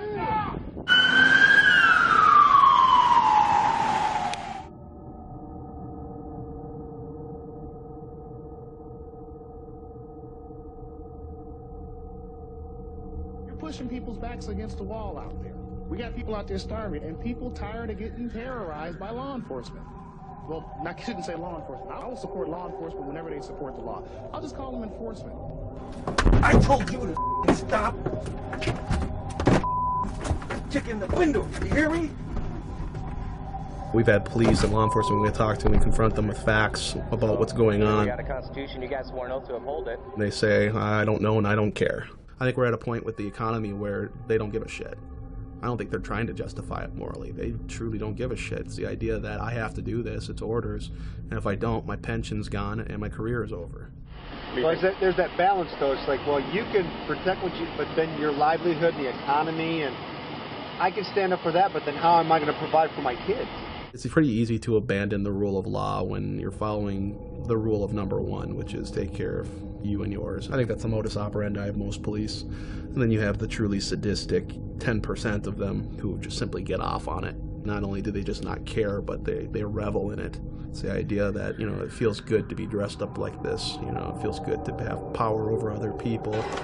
There are, yes, sick police officers and individuals within government who get off on exerting authority unjustly and get off on violating your rights. But that's not the driving factor. That's a consequence of the scam that is government and of the statist paradigm. I never got an order from you. No, I'm not shutting up.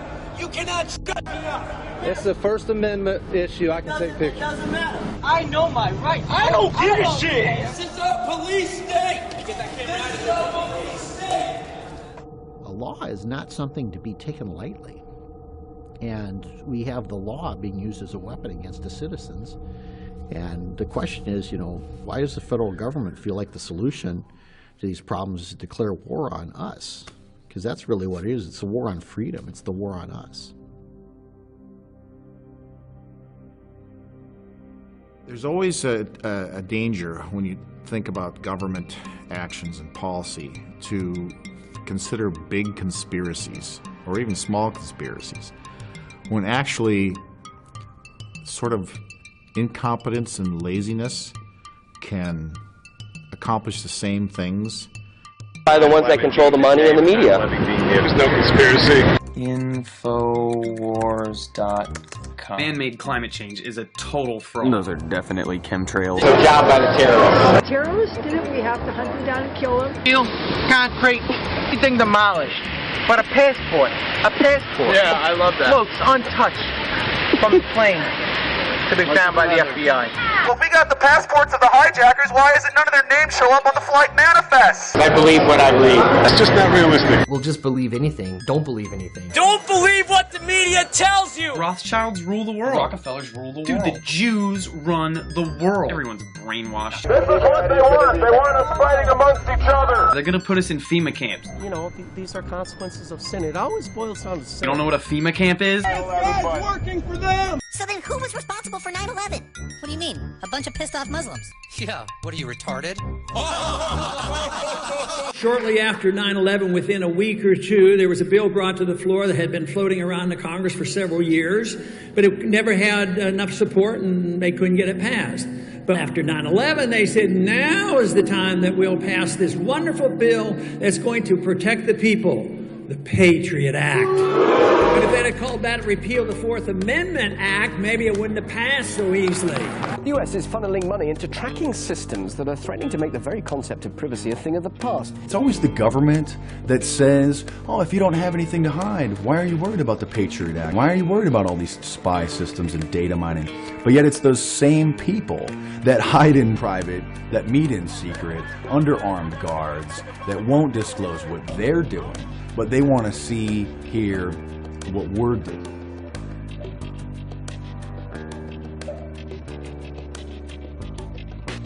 New televisions have cameras and microphones built in them, facial recognition scanners, audio, voice recognition. So that is an open video camera and an open mic in your living room, in your bedroom, that any sophisticated hacker or the government could and do tap into at any time. In New York City, they're implementing iris scanners. It's actually an app for the iPhone. We are 5 years away in New York from zero privacy. Scientists are reportedly developing new technology aimed at identifying anyone from much greater distances. Technology that uses physiological and behavioral recognition to identify people. People thought that drones were just in Afghanistan and in Iraq. Now they're in America. Now they're arming them. Now they're putting facial recognition scanners on the drones. When I worked in the agency, this was the day before gigantic amounts of computerization.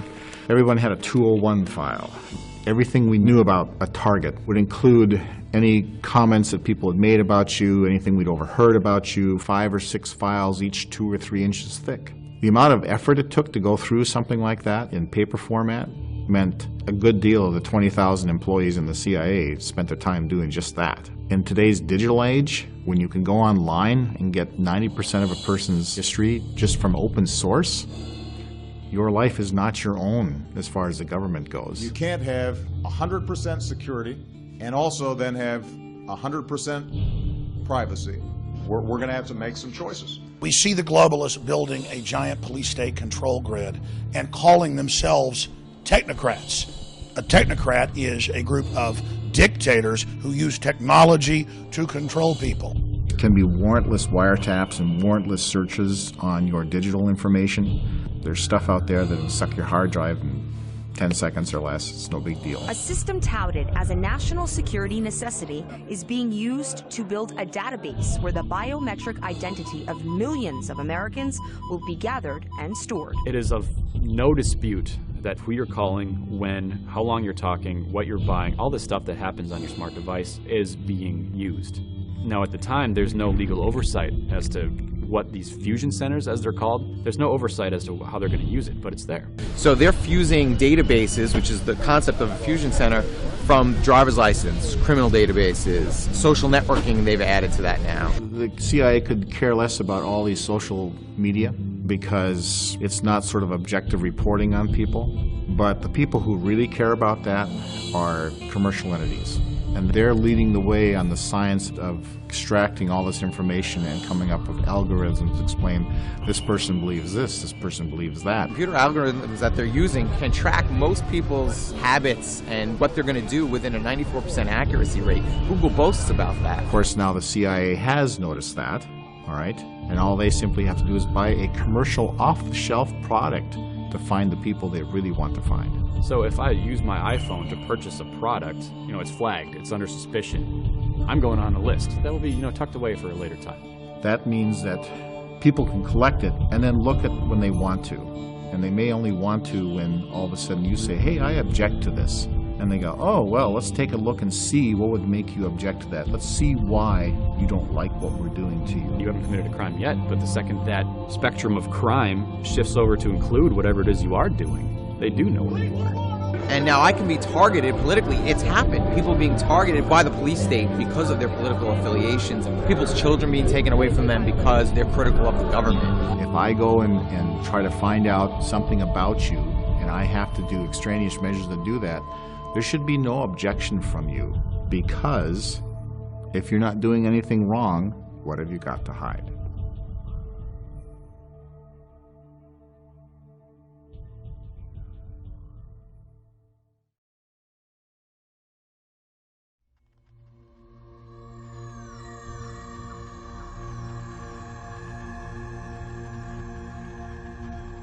But it's very hard to explain to people who don't get it, because to them it's normal. They think it's just being open, and they live in a world of reality shows. They want their every little thought to be communicated. That's not an Orwellian dystopia, it's a Brave New World dystopia. It's a nightmare, but they don't know it, they're happy. So that's the worst of all, really. Me? Yeah, like what? Everything. Like what? Well, do you ever deposit or withdraw more than $1,000 in your bank account? Yes. Okay, well, you get reported to the freaking Department of Homeland Security every time you do that. So what? Why should I worry about it? I don't mind Verizon turning over records to the government. I don't think you're talking to terrorists. I know you're not. I know I'm not, so we don't have anything to worry about. For them it's logical. If they want to see me going to the football game, fine, I don't care. But actually they are slightly modifying their behaviour, and they're less free as a result. A lot of people say that they're just like, well, I have nothing to hide, so why should I care? That's not the point. The point is that when you have a tape recorder out on a table, you're not going to say the same things that you would before. You're not going to dissent as much, and that's the real suppression.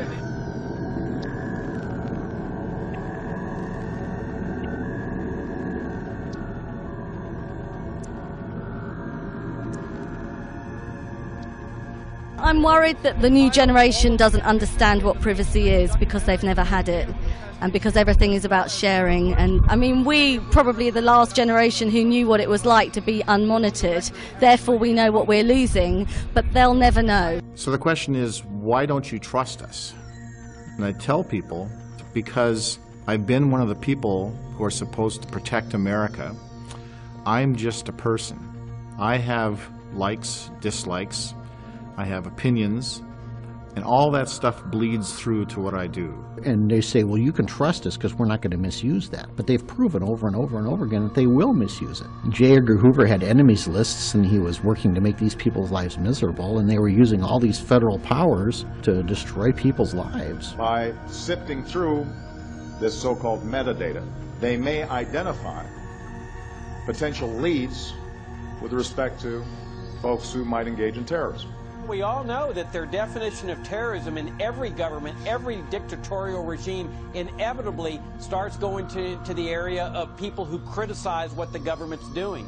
When you become a political target of the gray state, they're going to use anything they can. So if they can just look at your Facebook page without a warrant, now they can use that against you. And I'm convinced there are certain politicians out there that if they could put their political opponents into camps, they would just do it.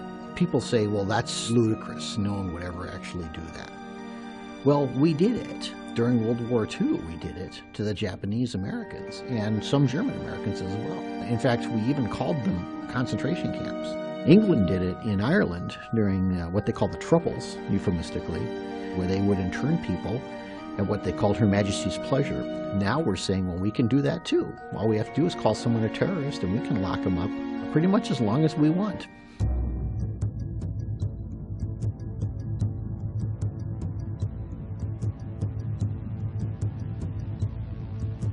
When the Patriot Act was introduced after 9/11, its most draconian measures were not exercised right away publicly.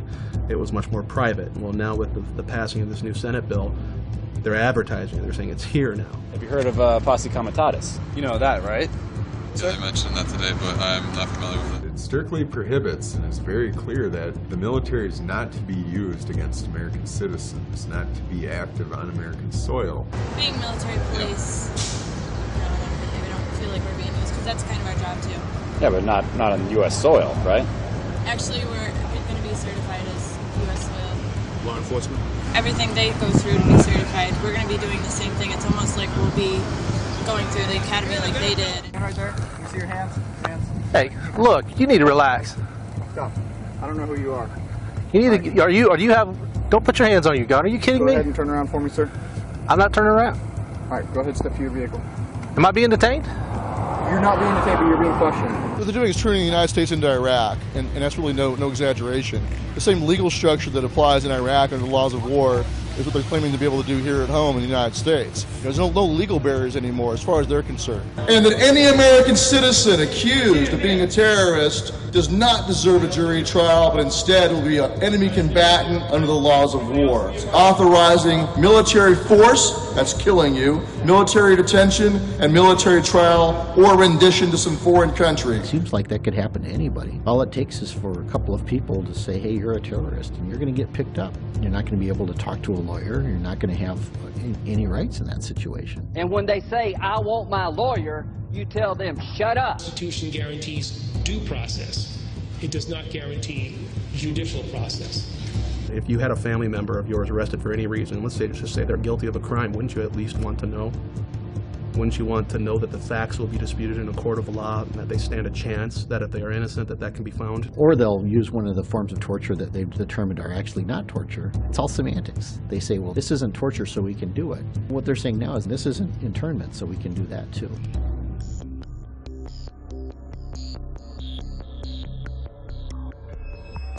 I have two words for you. Predator drones. You will never see it coming.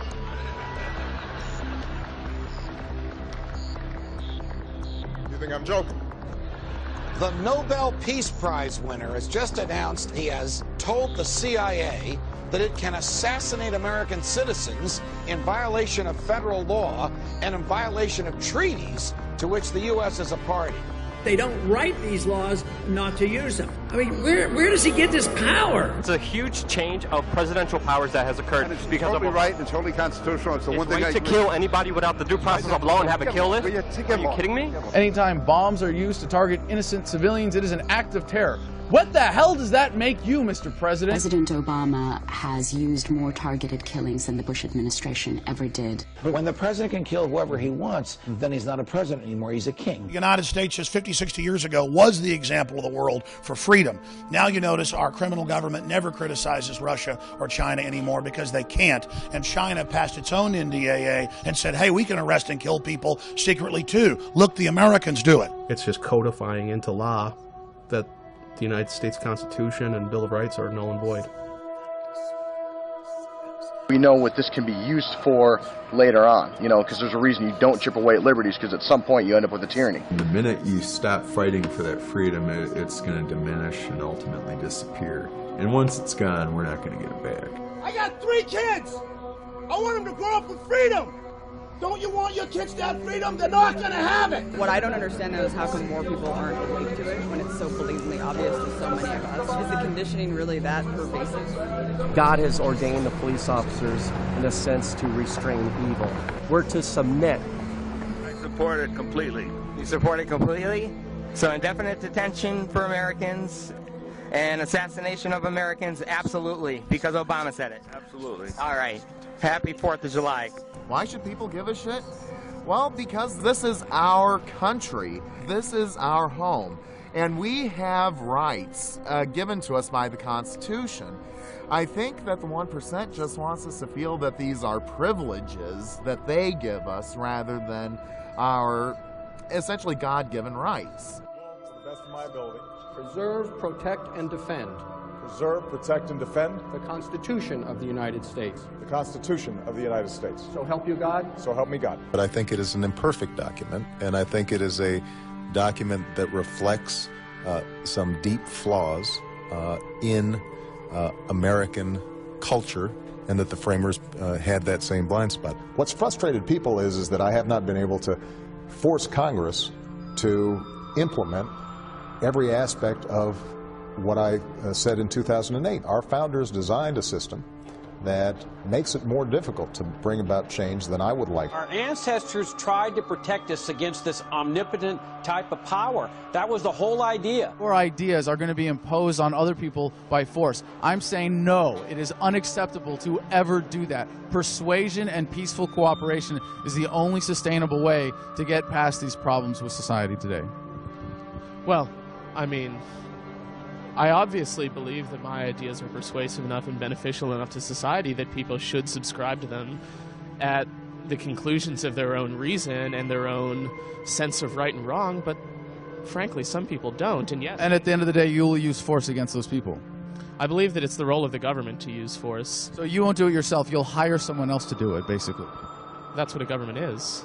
I'm really ready to get Obama in the second term, and I'm really ready for him to really grab his... The reasons people are tempted to do violence, if you look at the psychological underpinning, it's fear, insecurity, and the desire to survive. That's why government propaganda is always fear-based, and the gray state is a way to control people, to keep them afraid, to keep them thinking that we need government. Now, I know some people want me to bypass Congress and change the laws on my own. Believe me, the idea of doing things on my own is very tempting. So what happens is we see these small erosions of our rights, and we get to the point where people say, well, can't you just live with that? If you say, no, I can't live with that, well, then people go, well, what kind of a nut job are you that you can't live with that? And that's where we see the shift, the change happen. Over time, they say, well, why did we even have that right in the first place? Was that even necessary to have? Like we were discussing earlier, when you have the news headlines covering Fast and Furious and the drug trade, arms trade, trafficking, and no one cares, no one gives a shit. Why doesn't that matter? Doesn't matter to me. Is it because of Obama, or is it because he's a Democrat, or just because you trust the government that much? Well, all three. All three. So you trust the government and you would let them kill you because they know what's best. Say that one more time? Absolutely. Okay. Well, I don't even know what else to say at this point. Have a great day. Oh, my God.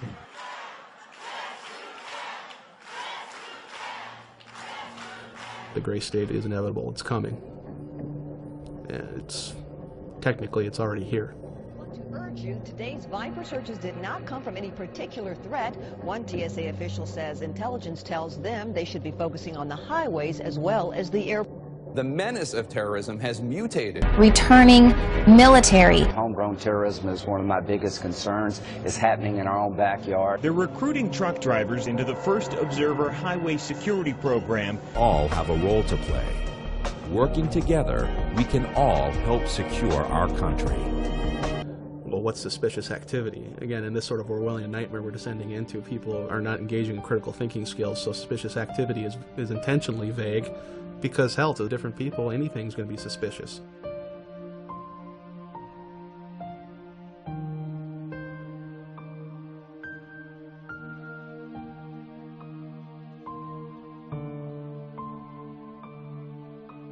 During World War I, there was an organization called the Law and Order League. They would go out on the streets and they would round up men who were the draft age and would force them to prove that they had either fulfilled their draft obligation or were not eligible for the draft. These weren't even agents of the government. These were just people.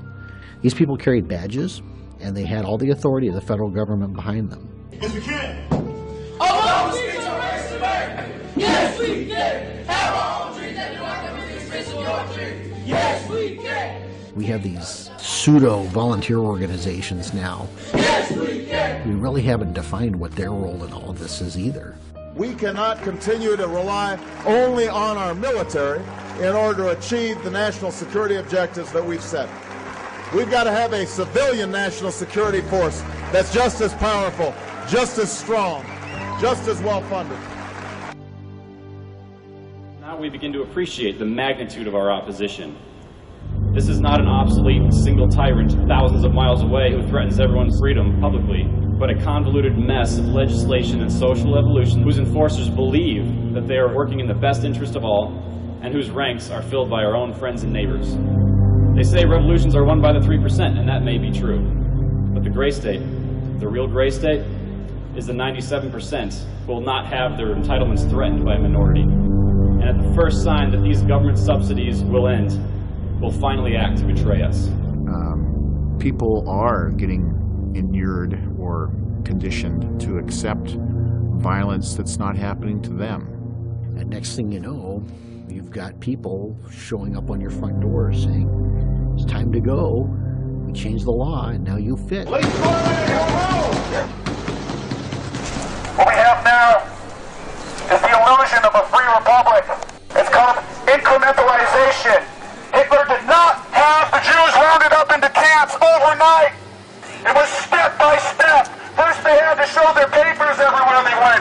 Then they needed tattoos. Then they needed to relocate to labor camps. Then they were exterminated. We're gonna spread happiness. We're gonna spread freedom. Obama's gonna change it. Obama's gonna lead 'em.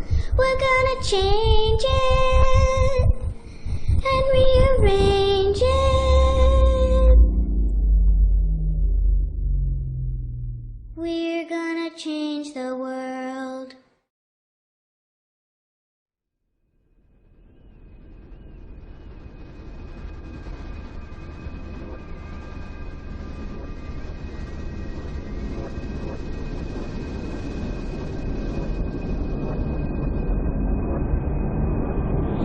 They are prepping for an economic collapse, the likes of which no generation has seen in hundreds of years.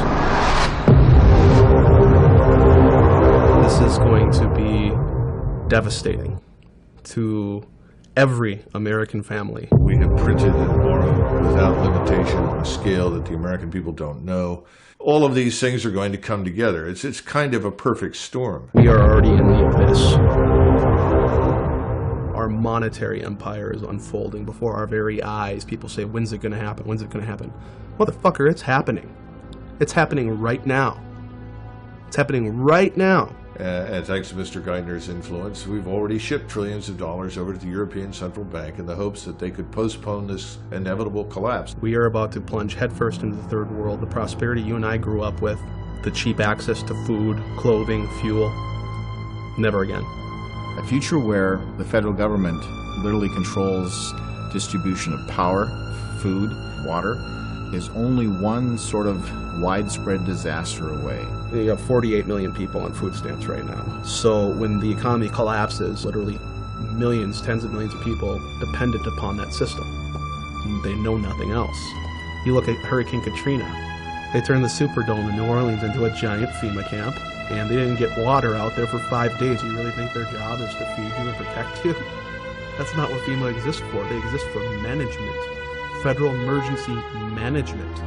And there's no better way to manage you than by controlling food. Then they kind of decide who's hungry and who's not. And what you're seeing is the various powers of the world are positioning themselves on this grand chessboard, like Zbigniew Brzezinski of the Obama administration wrote about. They are all positioning their pieces because they know this system's going down. That's the dirty secret. And if you don't know how to farm and produce food for yourself, to sow and reap, harvest, game over.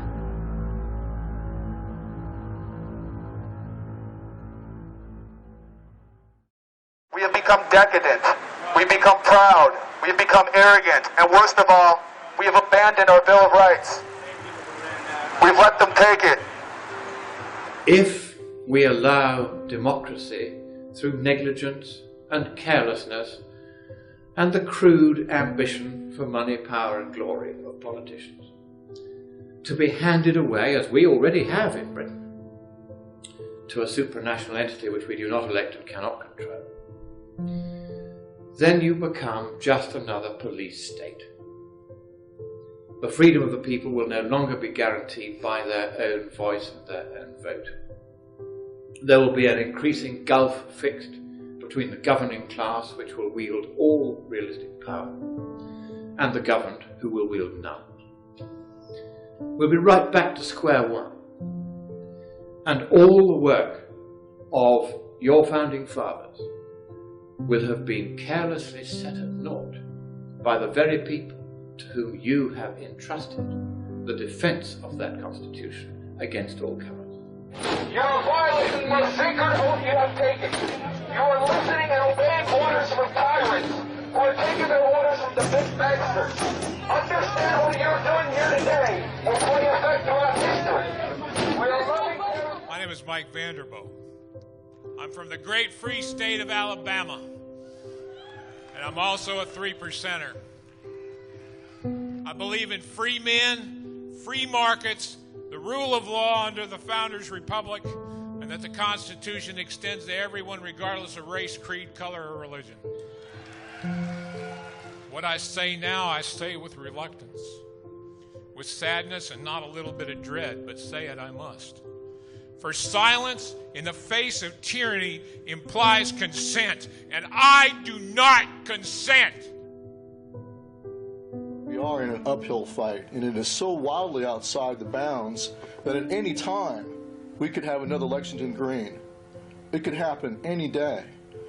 It was the presence of military snipers, trained special forces snipers that they knew were on the other side, pointing their sniper rifles at a ranching family. That was the #1 reason why they rolled out. It was because our government was treating that ranching family with less respect than they would treat someone in Iraq or Afghanistan, where they're still trying to win the hearts and minds. The attitude of the government in this case was, we don't care about winning your hearts and minds, we're going to show you who's boss. Here comes the boot on the back of your neck. And the message I have for the federal law enforcement that were there, you need to understand how close you were. It was not going to be a Waco where it's going to be you, well-trained professionals, against untrained men, women, children in a church. It was going to be you against other well-trained American fighters.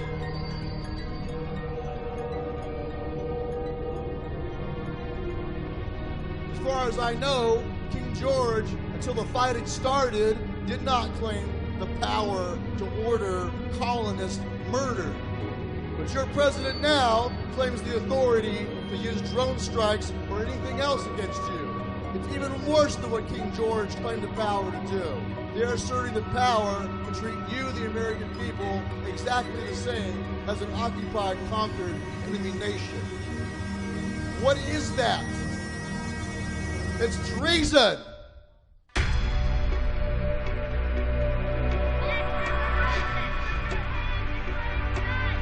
We have three ways to deal with the government.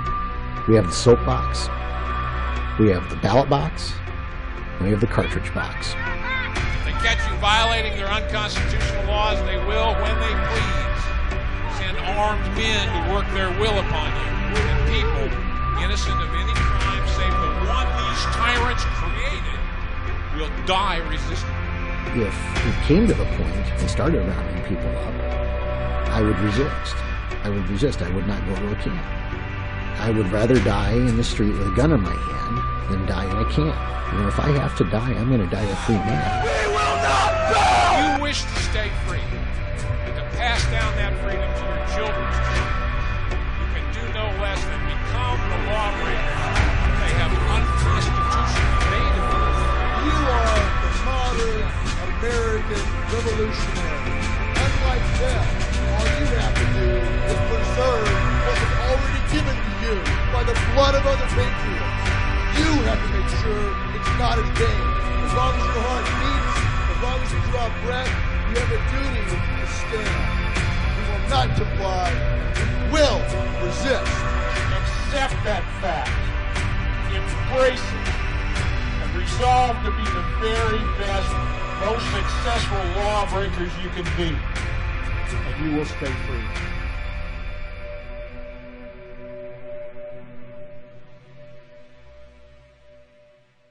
When does the info war turn into the shooting war? For the individuals who are put in circumstances where they're justified doing violence against agents of the state. It already is. For the insurgents in Iraq and Afghanistan defending their home, it is already a shooting war and not an info war. And for people that are directly threatened by the violence of government every day on the streets in the United States, it already is a shooting war. But the way that you defeat it is by winning the info war. The thing you have to remember is the task that we have before us today is a task that's never been attempted before in history successfully. No republic, once it's gone corrupt and long in the tooth, has ever been resuscitated. Ever. Look at history. I pray every day that we can revive this republic. I don't know it's possible. It's up to the determined minority to make it happen, to shape history. I have my doubts. I do. But I know that we have to try.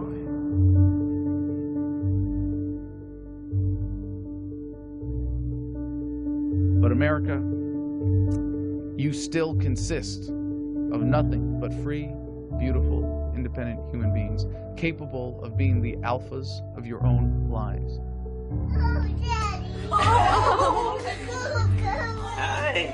We're coming to a point in human history where statism, I think, is coming to an end because people are waking up to its true nature.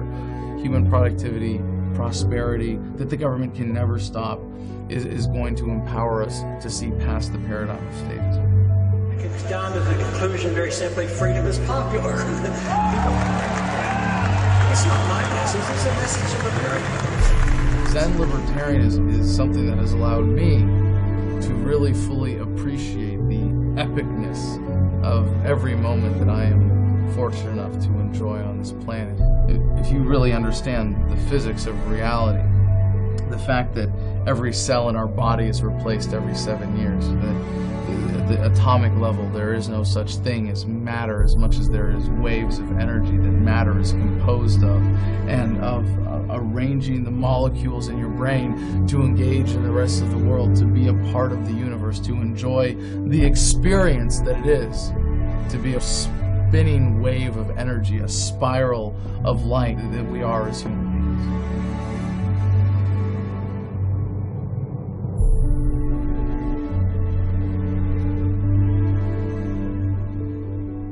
It's a message of empowerment. It's a message of celebrating the divinity in every human being, the inalienable rights that we all enjoy.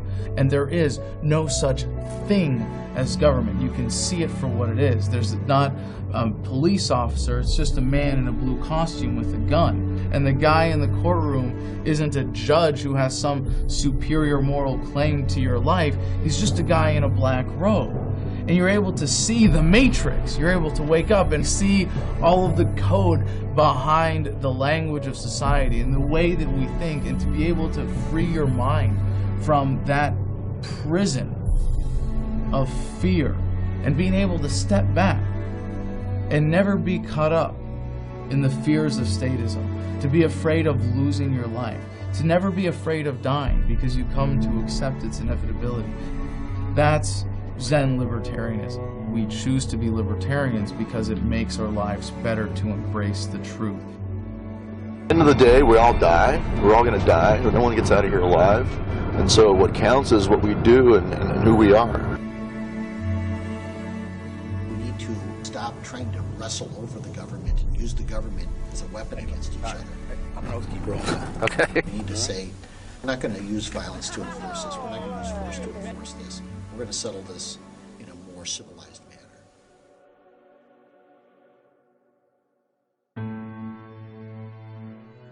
There isn't much chance of avoiding the quote-unquote hard landing that we've been discussing. It is a precipice that some states have already plunged over. And the that the federal government threatens to follow. What can you do about it? It's the same thing that's been going on since the beginning of time. We have no power. That's the other lie. The other lie is that these systems can't be wrecked.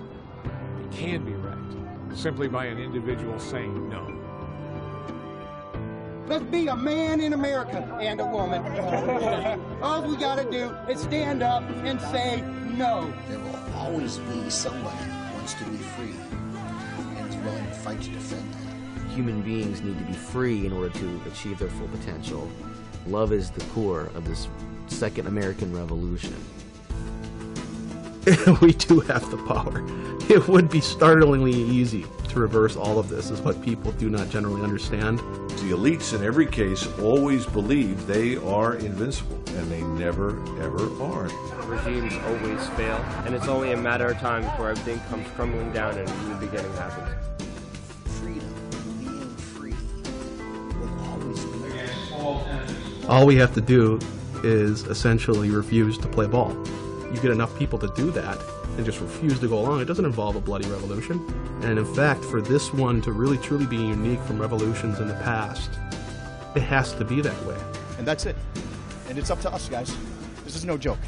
Tyranny is the old idea. It's over and done with. We don't need more tyranny. Change this country, go back to our roots, decide that we want to live in a free country and not in a country rapidly drifting toward totalitarianism. We need to reverse the course. I want you to imagine this. Imagine if every single soldier, sailor, airman, and Marine understood what you understand, knew what you know, felt what you feel about freedom. Imagine if they had that conviction in their hearts and in their minds and in their souls to be a warrior for liberty. Would you fear them anymore? I'm letting go and releasing this medal because love is the most powerful force that we can employ as human beings on this planet. I don't want us to suffer this again, and I don't want our children to suffer this again. So I'm giving these back. You should never doubt that a small group of people who have firm convictions can change the world, because that's the only way it's ever happened before. It's a bright time. It's a hopeful time. I'm looking forward to seeing what happens, because they are on the run. You know, we're on the march and the empire is on the run. One drop of truth, as you know, is an antidote to an entire bucket of bull.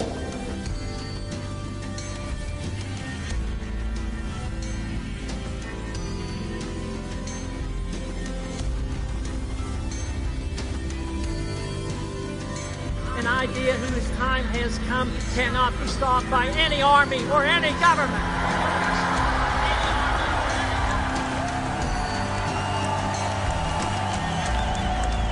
In terms of resistance,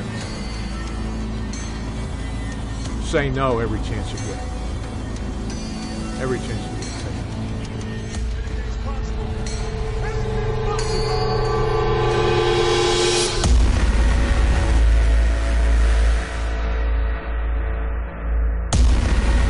But no man said he did nothing in this, our darkest hour.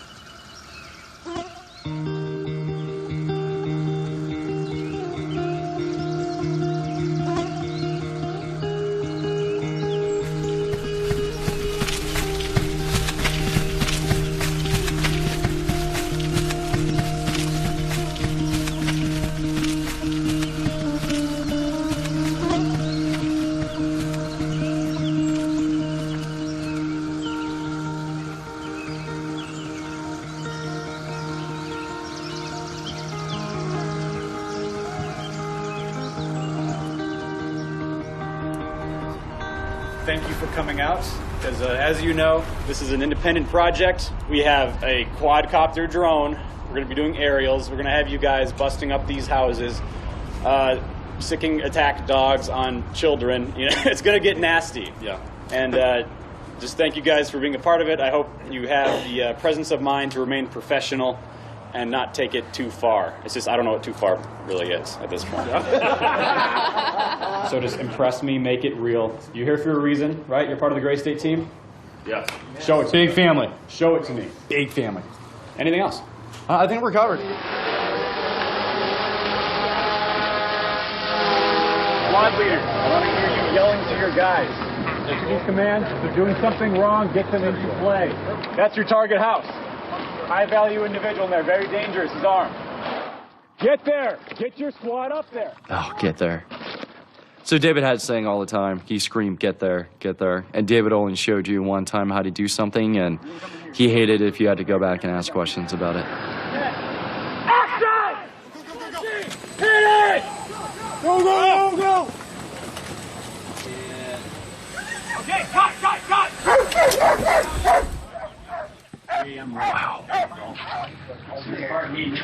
42 people watching so far. How many? 42. 43. Oh, 43. Hey guys, how's it going? I'm losing my voice, so I'll make this quick. Right now, we're getting to the fun stuff. This is the actual Gray State, so you guys have seen the trailer, obviously, you know.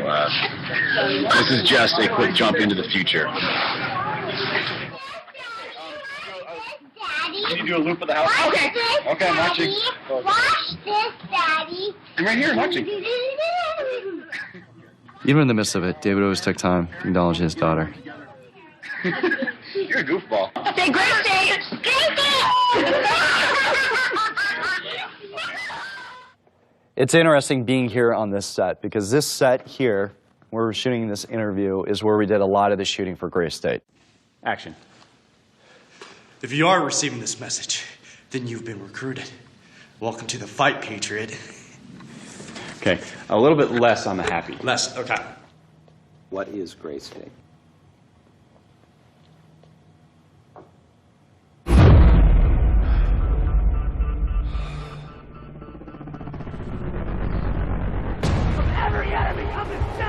Gray State is less a movie than it is a warning.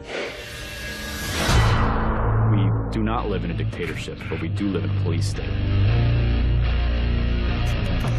What we're going to see is the unveiling of this Gray State foisted upon America. The thing that you have to begin to understand about conspiracy theory is that at some point, it's no longer theory. You talk about peak oil, you talk about FEMA camps, you talk about global warming, you talk about the UN, you talk about the NWO. They're prepping for megadeath. Once the red carpet gets rolled out for this New World Order program, everything is free game. The bastard of it all is that you've heard of everything.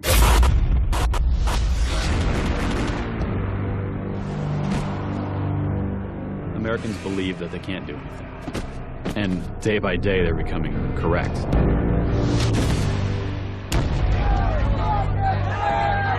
It's a game of numbers, and we're losing.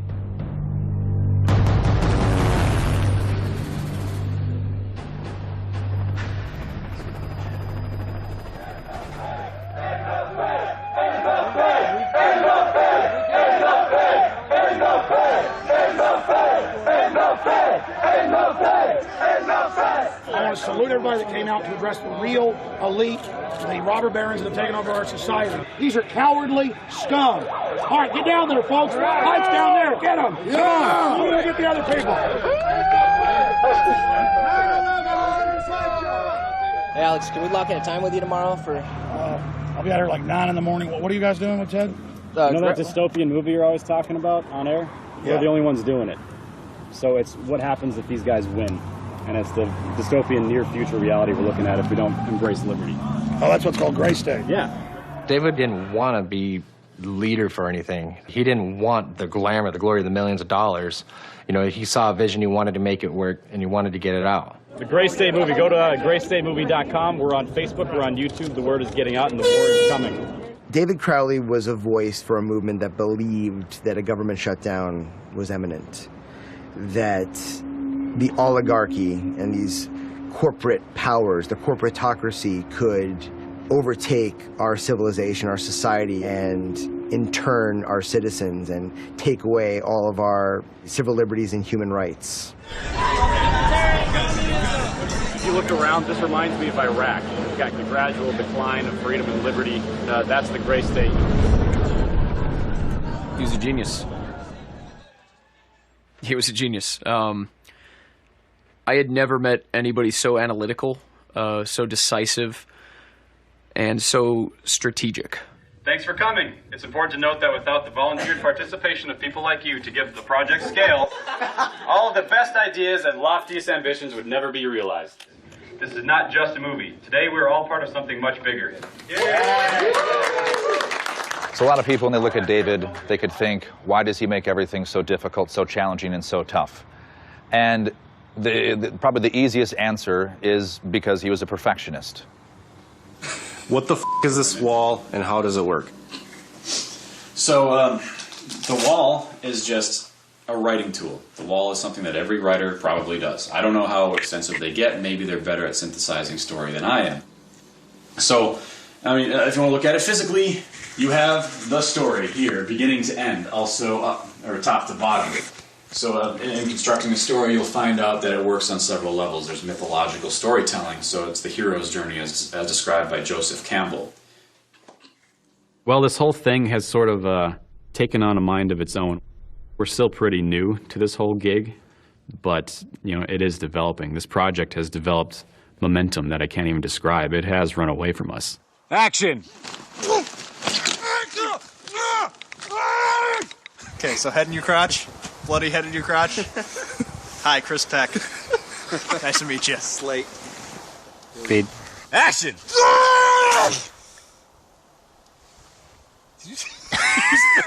I think what made David a good leader was probably what he picked up through his experience of the Army. Cameras are rolling!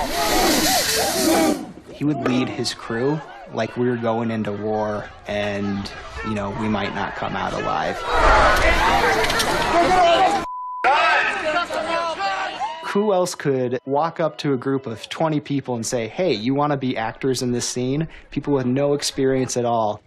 David would make them into actors. And, you're going to be leaning forward more? Shoot this arm back. Just start there, yeah. Okay, cool. Here we go, here we go. If you guys want to be in the scene, Chief Weinzettel told me that I can do whatever I want with you guys as long as you're cool with it. So if you want to jump out and join the squads and make a show of it, I'm cool with that if you are.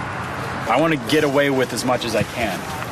So if I can have a snarling dog attack a family safely, I'm going to do that. And you guys have to tell me no. David very much had a vision when it came to making Gray State. Action! He knew how to be a businessman. He knew how to get people together. They were not filmmakers. All right, cut. And Dan gets up and says, Kelly, I can't. You might die. Like, we've talked about this. Yeah. Everybody dies. Which is good, because I think it's like repeating the conversation that would happen. But what's Kelly's motivation to get it taken out? Because she knows that Josh kept her off the radar, right?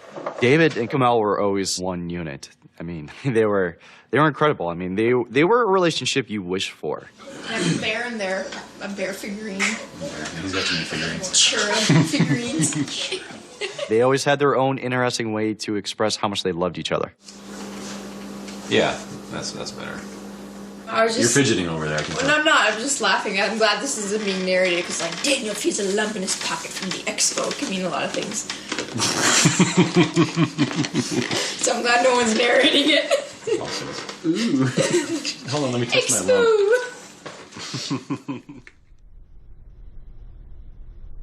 Tell me about Kamel a little bit.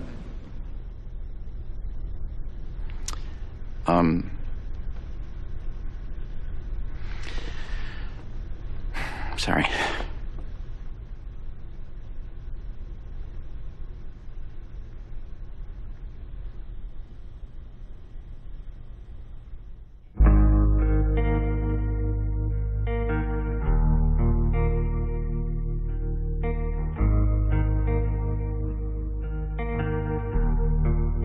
Well, you can't help but think about it every time you drive past it or just coming out in the backyard and looking over. And the people I have talked to, we would all just be happy if someone came and tore it down and built something new. We had my sister-in-law living with us for the month of December. And we took her home in the first part of January. And as we were driving to the airport that morning, I looked at the steps and I noticed there were still Christmas gifts out there. And we had assumed that they went to Texas. Well, I went over to pick up the presents and then I heard the dog bark. And I hadn't heard the dog bark for a long time, so I thought, well, they must be home. And since I was in the front, I went to ring the doorbell. Well, then the dog came and jumped up by the front window and was barking, and I thought, well, they're not home. I haven't seen the dog or heard the dog before. Maybe there might be something wrong. And that's when I stepped off the stoop and went over to the window and I looked inside. I saw one body that was probably, maybe about 6 to 8 feet away from the window. And then I noticed that there was another body, maybe 6 to 7 feet away from the first one. And I noticed that there was a little body that looked like it was almost in the second body's arms. 1055 Ramsdale Drive. Cop reporting suspicious behavior next door. Went over to the home to the right of the RP. Sees dead bodies inside the house. Dog inside. Sees a gun in the house on the floor. To look at the three of them through the Instagram filter of life, it's hard to imagine how it all went so wrong. David Crowley, a talented, promising young filmmaker, his smart and beautiful wife, Kamel, a dietitian, and their adorable 5-year-old daughter, Rania. The reality is, the truth of what happened to David Crowley and his family is stranger and sadder than anyone imagined.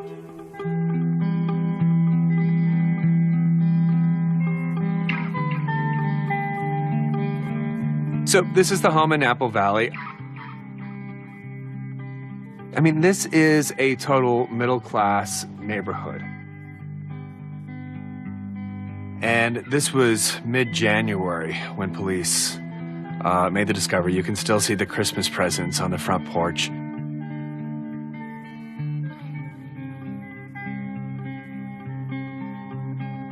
But what a horrific crime to walk into and try to piece together. Physical evidence scattered all over by the dog. I mean, horrific.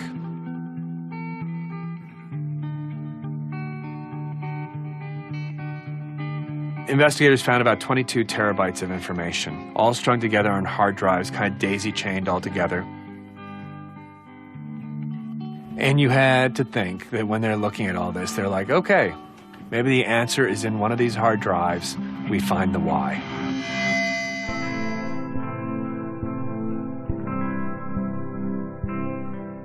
So I took the case file. It was about 1,500 pages. And I went through it. And all of a sudden, I came through a picture that they did not have in the crime scene photos that they provided. And I said, oh my God, what is this? And there on the wall, above the bodies, scrawled in blood, the words, Allah Akbar, God is the greatest. Between their bodies, a Quran with pages torn out, opened to a traditional forgiveness prayer. In the home office on a notepad, submit to Allah now. How do you try to explain 3 deaths, a husband and a wife and their little girl? And you can't come up with answers, right? I mean, talk about the various parts of it, you just can't come up with answers. And there's something about it that just kind of gets on you and you just can't wash it off. There's a Quran laying amongst the bodies. There's blood on the wall. David Crowley's right on the verge of making it big, shall we say, or at least taking a really big step in getting beyond YouTube and actually getting to a movie, to theaters everywhere. No wonder it was catnip for conspiracy theorists. We actually made this work. Hello, this is Dan Hennon, along with Greg Fernandez Jr. for another installment of the Crowley Case Updates. Today is June 4th, 2016, and we've got some updates on the case. So how are you doing today, Greg? I'm doing good. It's hot, but that's okay. Good. I don't give a crap about credibility at all. Credibility means nothing to me. What I care about is truth. I'm not in law enforcement. I don't have a background in detective work, but how it happened, I would say it's undetermined. You've got no suicide note. There's no motive. And they said that out of their way to say that the blood test on the wall written Allah Akbar was the blood of Comel Crowley. Right. Well, who wrote the blood? Once you get into this wrong territory, once you start treading into these waters, there is a backlash against you by some shadow entity, who knows what it is, but you start pushing the wrong buttons to the elite, so to say, and there is payback.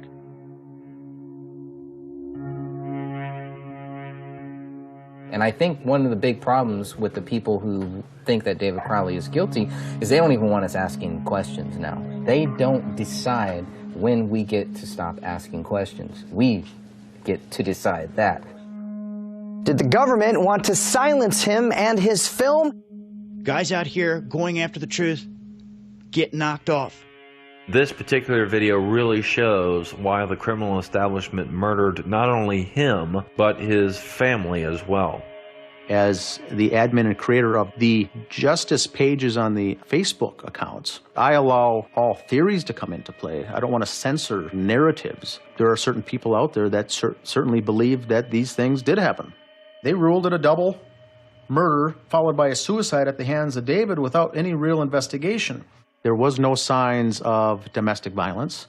There was no evidence of a violent household. There was no evidence of PTSD. There was no evidence of mental illness, no depression, nothing.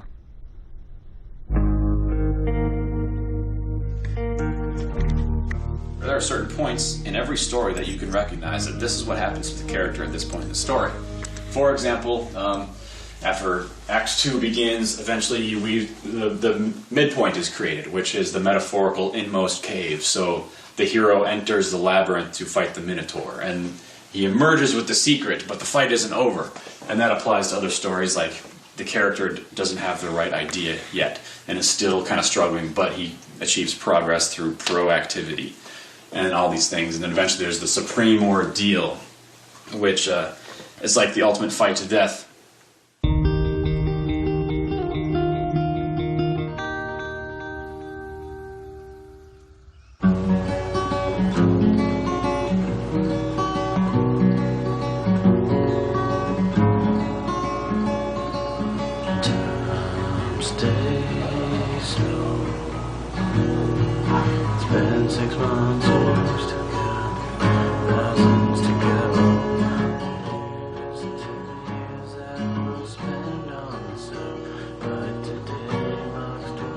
You know, he had a whole album for that he made while he was in Afghanistan.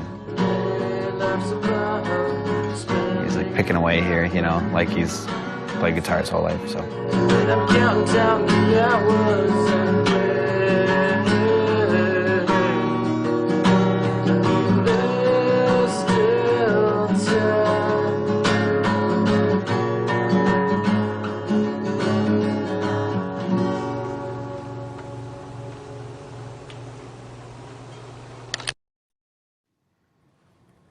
Well, David was good at whatever he decided was worth being good at.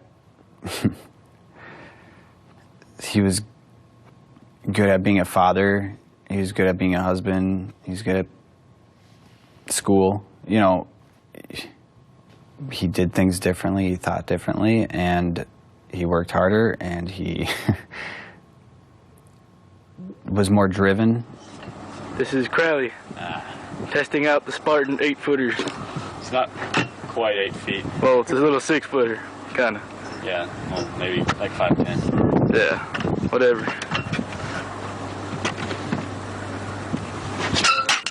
Oh, weak. I need the tape. Here. All right. Yes. Ha! Again. Finish him. Give me my Second spear. Awesome. Everything he did it to his utmost ability. He never half-assed anything. He saw what he wanted, and he went and he took it.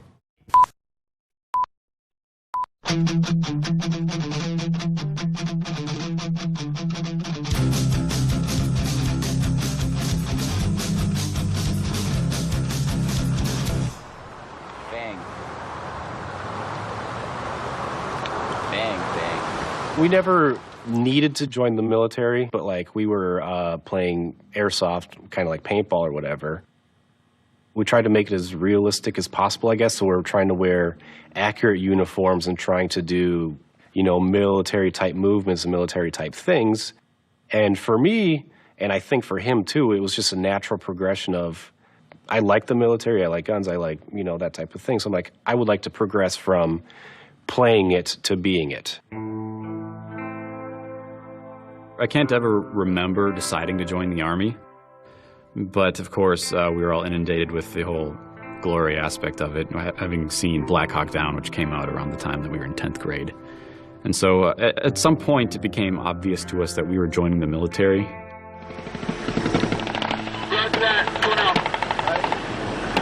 Well, this is fun. Turn around and we're going to go back out that way.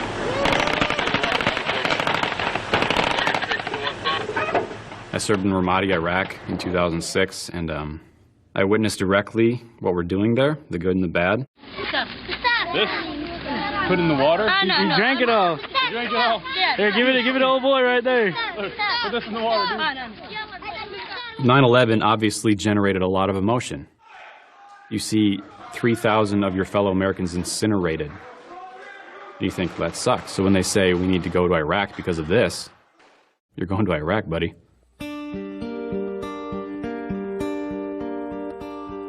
I've seen people shot in the head, I've seen people killed, I've seen people blown up. I've been in combat, I've shot people, I know how combat goes. You die like animals. We die like animals. You bleed out and then you leave a corpse that looks surprised. And that's just how it is. And I witnessed directly how the mentality of the American soldier is being used, and directly how the mentality of the American public is being used.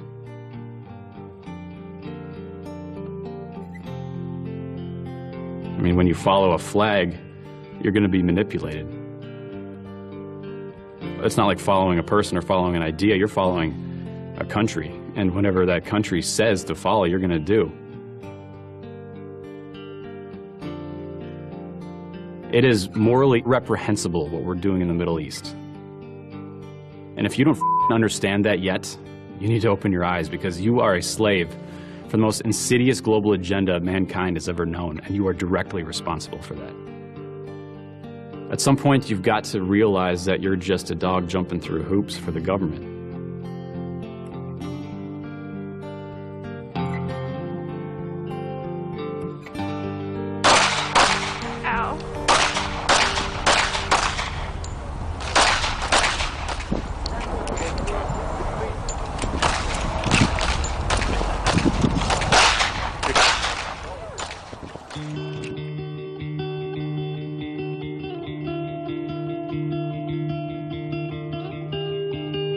David called me and said, hey, I met this girl and we're getting married. I'm like, what? He goes, yeah, we're getting married in 2 weeks. I said, I heard you were seeing somebody for a couple of months, but wow. David, would you have this woman, Kamel, to be your lawfully wedded wife? I do. Will you love, honor, and keep her in sickness and in health, and forsaking all others, keep you only unto her so long as you both shall live? I will.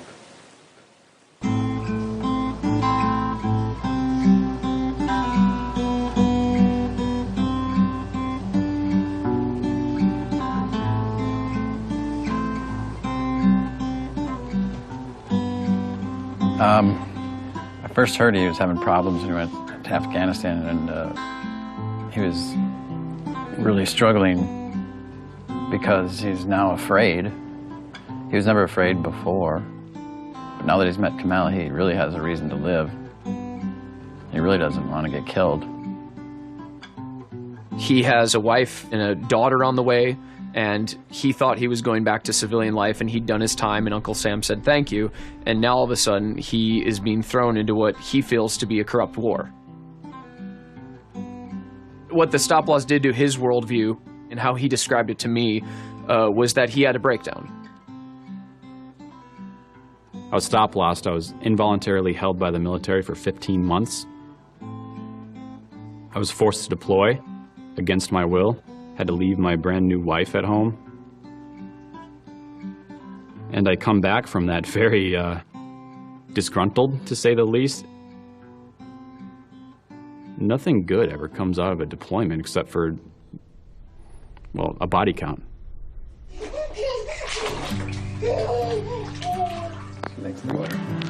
After today. Why are you making one me? Because you're pretty. Get You're out of pretty. Hey, Ronnie.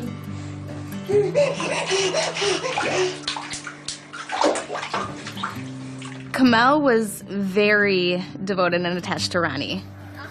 Ronnie was her world. She and Ronnie had a very special relationship, always hugging and happy and joking around, and she was a very attentive mother. What did you have for lunch today?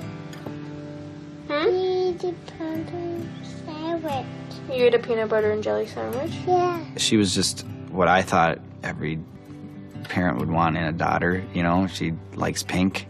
She's adorable. She has goofy features, and, you know, there's just so much to love about her. You like cookies, huh? Okay, say goodbye to Uncle Danny. Bye-bye. Big smile. She'd have been my dream girl, you know, as a dad. Not sure what kind of sadism this is.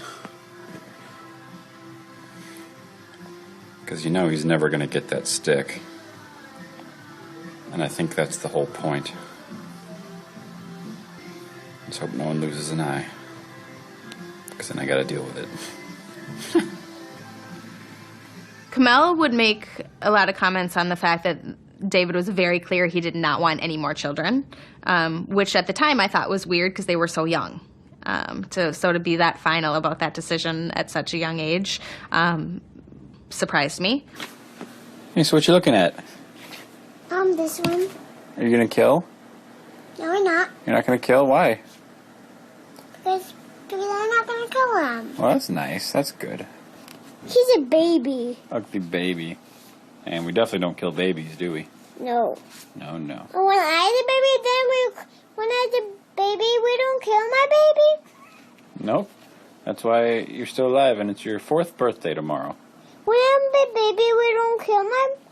When I was a baby, and then you don't kill me when I was a baby? Nope, no one killed you. We couldn't pull it off.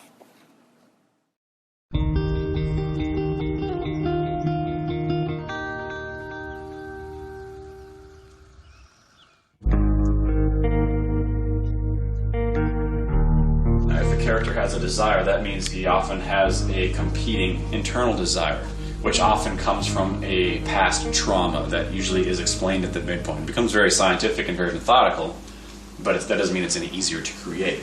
So I'll have certain colors that represent when the character will acknowledge his inner trauma.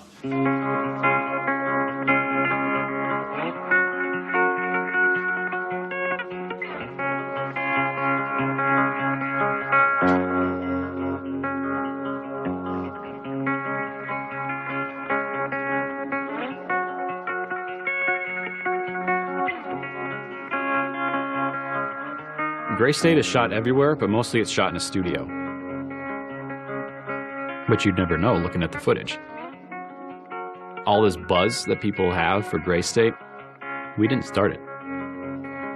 The story is, the farther down you go, the story becomes bigger and it involves more people.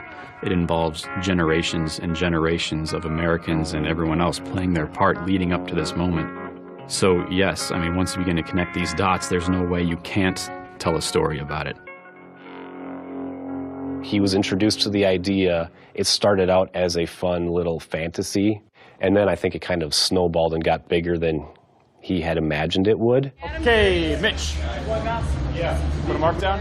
He had a very take control personality. And I think I almost got like submissive of it. After I had seen the results, I'm like, well, I didn't agree with you, but holy shit, this looks good, so I'm gonna go with it.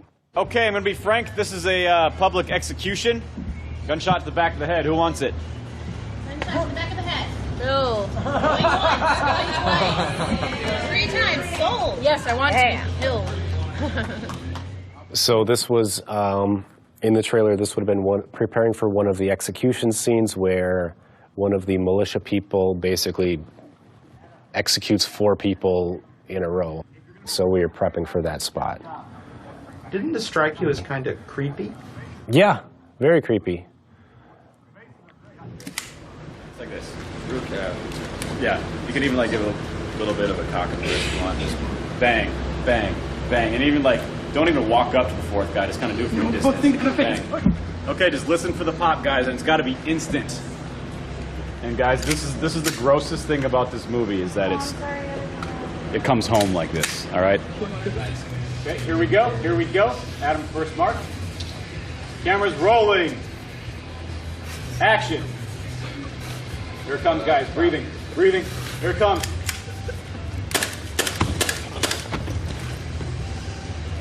Good. Cut. Cut. That's gross. That's just gross, you guys. We spent days and hours with each other. That's kind of how we became the whole little band of brothers, or the Crowleyites, as I would call it. Adam, do you know what's going on? Absolutely not. I just listened to you. We only hired the finest people here. Okay, Adam, you ready?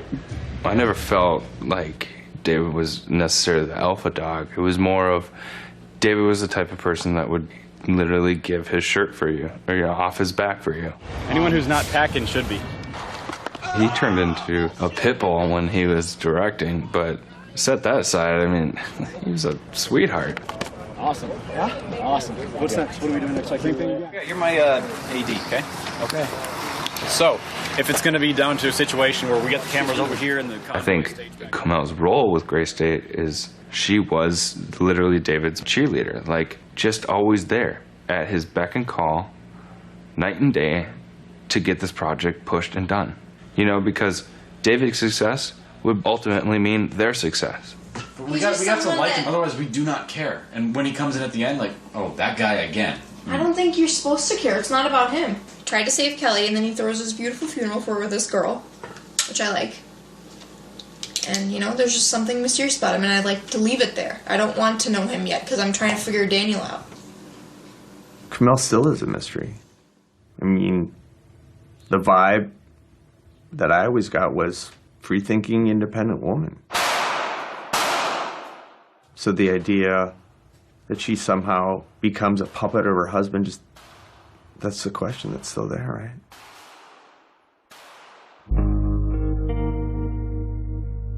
Kamel was definitely intelligent. She was definitely very good at anything that she put her mind to. But I think what made her so good was that she was intelligent but also extremely passionate.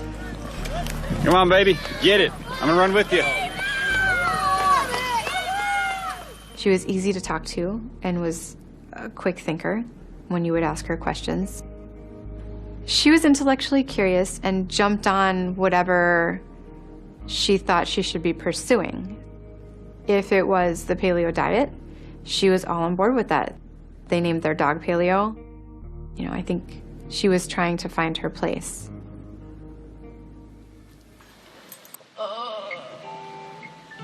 I just wish I could watch it rather than read. That's what I hated about it.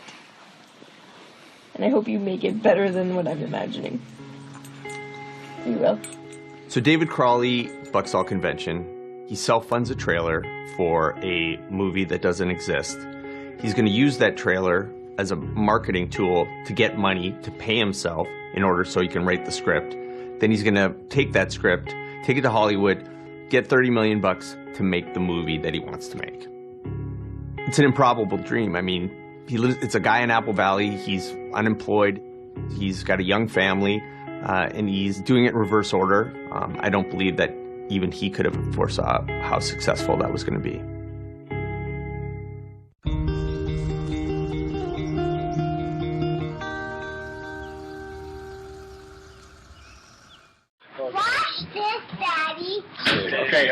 Parents, once we get everyone together.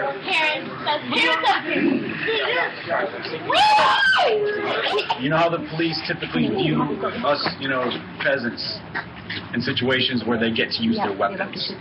They have no regard for your rights, okay? So what's going to happen? This is a 3 a.m. raid, okay? You're all asleep, so you're all in your pajamas. If you feel like you're warm enough, I want you barefoot. You're getting pulled out of your beds in the middle of the night by these armed goons. They're going to take you out. They're going to force you into the ground. He's basically telling all these little kids that we're essentially going to, rip you out of this house and... Okay, so listen up. I'm going to instruct my squad leaders. If it gets too scary, too intense, the safety word is banana, okay?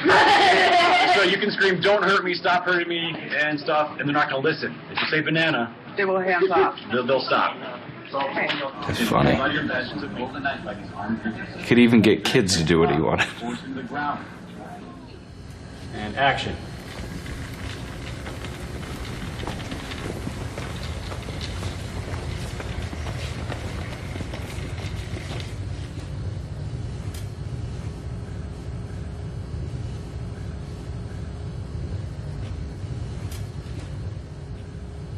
Cut. That was it. Great job.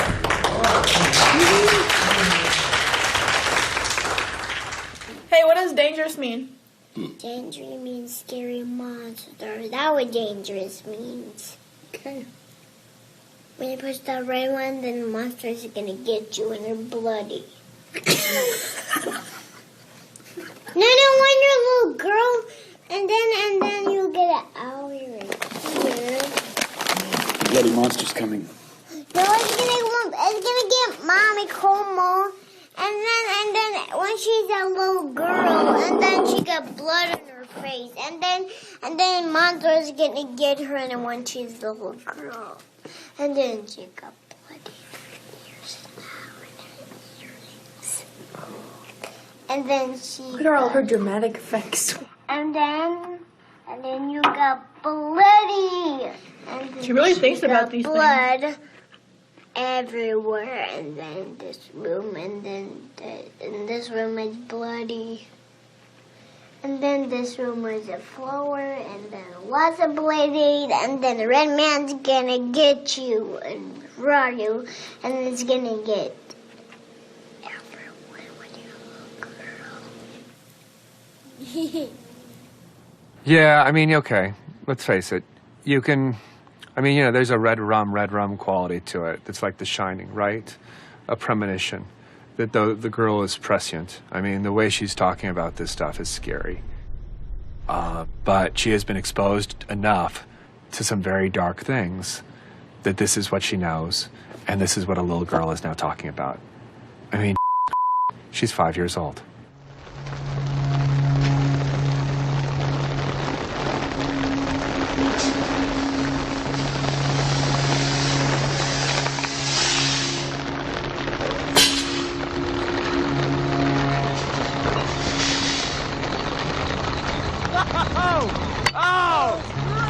Oh, very nice.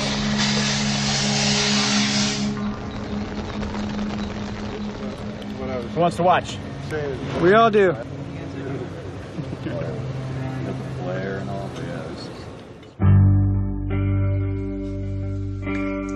We're morally adrift. We have no common goals.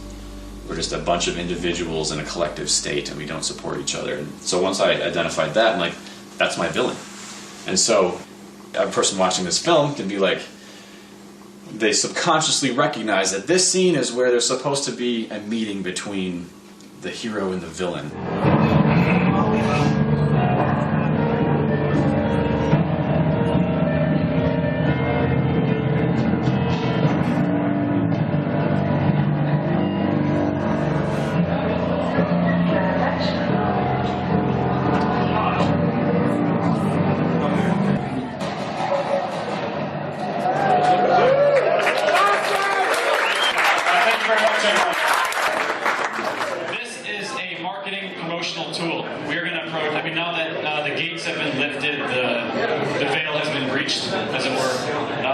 We are ready to go.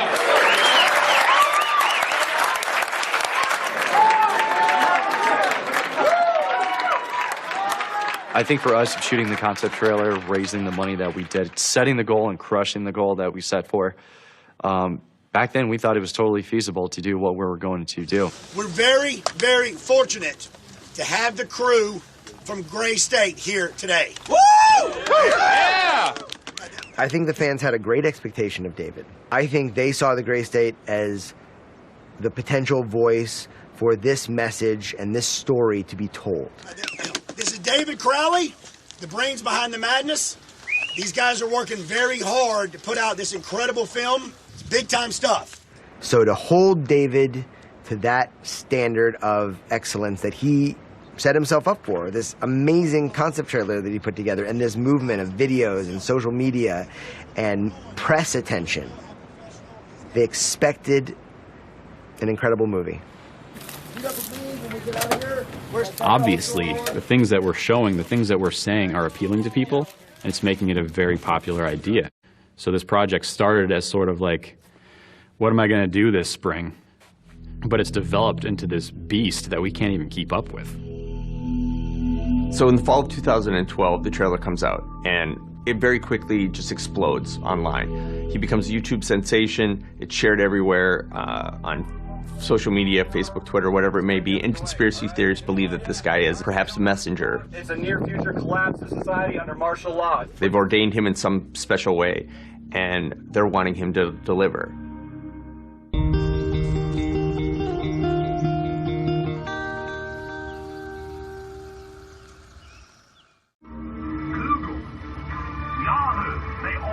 For 3 years, they are censoring for communist China. You understand? Now they're doing it on a mass scale in the U.S., England, Canada, and Europe. Are we going to put up with communist Chinese style or worse censorship of the sites? It's happening. No! You understand? We're not going to do it!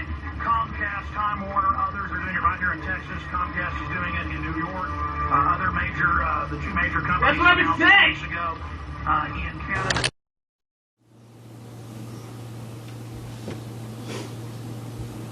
Hey Alex, good to talk to you again. I'm David Crowley. I'm the writer and director of Gray State. What will happen in the film is the reason we call it Gray State, or one of the reasons, is that it's a division of reality. So we have people who are living in the Alex Jones world who know what's going on, and the people who simply don't. My role in this whole thing was not just to be there and assist David with whatever he wanted, because he knew he already had my commitment, but I was, of course, David's personal Rolodex. I'd been doing the work in the trenches with the revolution for years, and so I knew everybody already. What camera you want me to look at? Look right, you're talking to Sean. Talk to Sean. Okay. Hit it. Okay, I got it, guys. Cool. We see a giant arms race against the American people, but not just here in the United States, worldwide. We see the globalists building a giant police state control grid and calling themselves technocrats. A technocrat is a group of dictators who use technology to control people. We are already beginning to fall to the Gray State. We will not bow! We will not bow! This fight is for the future of humanity, and we are in the fight. And it's now time for humanity to restore the Republic and restore freedom and the Bill of Rights and Constitution. It's just that simple. Anything else? I don't want to take up too much of your time, but can we have verbal consent to use this footage? Yeah, you can use this. Go ahead. Your name? I'm Alex Jones. There was already this movement that was right at its peak when David was coming along with the Gray State Project. So it wasn't corralling. There was already a big audience. And then the rest of the audience came once they saw what was being put out. Has anyone heard of Gray State? The film explores trends like RFID, bio, and nanotechnology. These represent the fusion of authoritarian control and human flesh. And these trends are no longer science fiction. David Crowley is the warrior, right? He's the warrior, though, that is the artist. And in that, they see a guy who can be a leader of this movement. He's the guy that's going to take it beyond just chat rooms to a bigger discussion. While I make no claim that my efforts as an artist best exemplify the thoughts and feelings of every person in this room, I do assert that as far as expressions of freedom go, this is one we can all get behind. And through our united effort, we can keep this film in the fiction section. Thank you. once you get into this information, there really is no end to it. It just leads into the next conspiracy, For example, you want to ask why veterans are on the watch list. Now, this is coming out. Police agencies are being trained to watch veterans. So veterans, gun owners, patriots, these sort of people who are independent of the system or can be, are they really a threat to the New World Order? You're f***ing right they are. That's why they're being targeted. I guess I'm rambling. I got nothing. What's the next thing?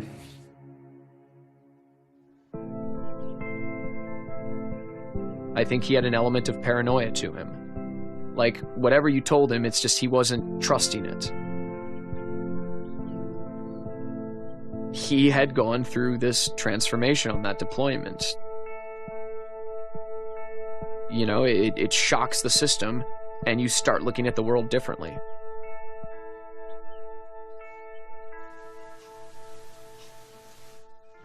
Hey guys, David Crowley from the Gray State Project. Tonight I'm going to be shooting a little bit for the documentary Gray State: The Rise. It's something that I've been picturing for the awakening moment, that is the eyes opening to appreciate the truth about our surroundings and our reality. Shh, shh, shh. So I'm using my wife Kamel as the main subject.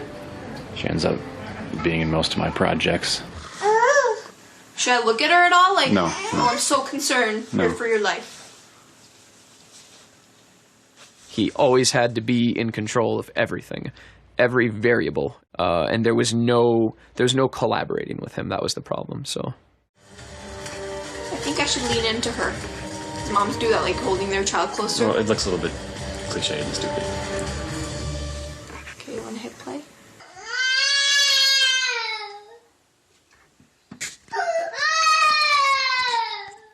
I never saw them argue. I never saw anything like that. They did it. They had a bad spell back in 2013. I think David was on the road so much and doing this Gray State stuff. I think Kamel felt she was holding the family together financially and filling in while David was gone so much that they had a rough spot for a while. Did you guys have a surprise at school? Because that's what the paper said. Kamel and I both worked in a clinic where we saw clients with eating disorders. The business that we created together was for nutrition around people with autoimmune diseases. I would say Kamel and David were definitely both at a point in their life that I think they both had pretty strong passions for separate things. Kamel, the nutrition, David more the film. She did not have many other friends outside of myself. She made a lot of comments that she would have loved to have more friends and that she was looking for ways to do so. It was just kind of, oh, David is a little different, so, you know, it just doesn't work out. But I could tell she was always very disappointed. Kamel's behavior didn't add up. He was involved in everything, and she always made it seem like it's exactly what she wanted. All right, Ronnie, say hi, Mommy. Hi, Mommy. Okay, now we're going to do the spin, okay? Okay, let's spin. Ready? Set. Go! Ah, so spinny. Oh. You don't like it as much as last time, huh? It's fun, Daddy. You like it? Is it fun? Yeah. Yeah? Ah! Oh. Ah! It's too spinny.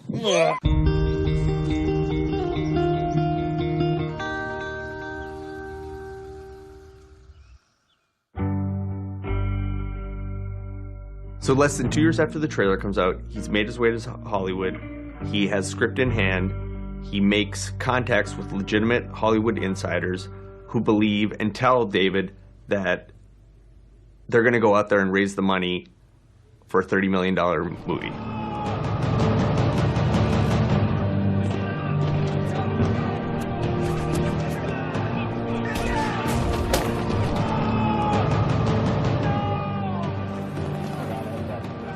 The way I would pitch this thing is America's finally had enough.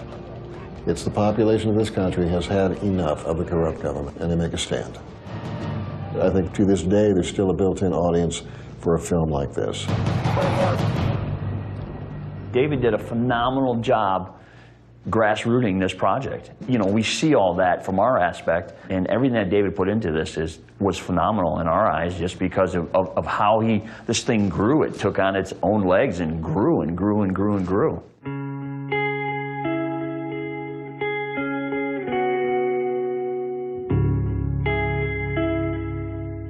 So this is our June 29th meeting. We're sitting at a pub on Sunset Boulevard in Hollywood. We all did a celebratory shot and to conduct new business. David was very laid back, very, very calm. In that meeting, it was just very, very, very professional. No sense of just, you know, hitting his lines or, you know. No, I never got that impression at all. If he was acting, he was one of the best actors I've ever seen. I was just going to say the same thing.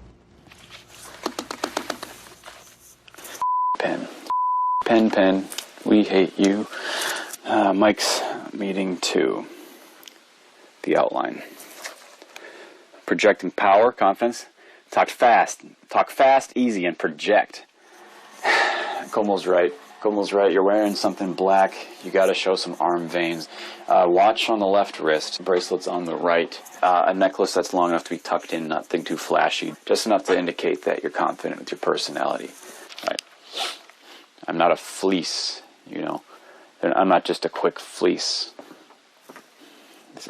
You're talking to me because this is my project. That transition's weak. I had 4,000. First of all, I had 4,000 fans before there was even a concept trailer, and I dropped it to those people, and it ballooned to 32,000 that you see today.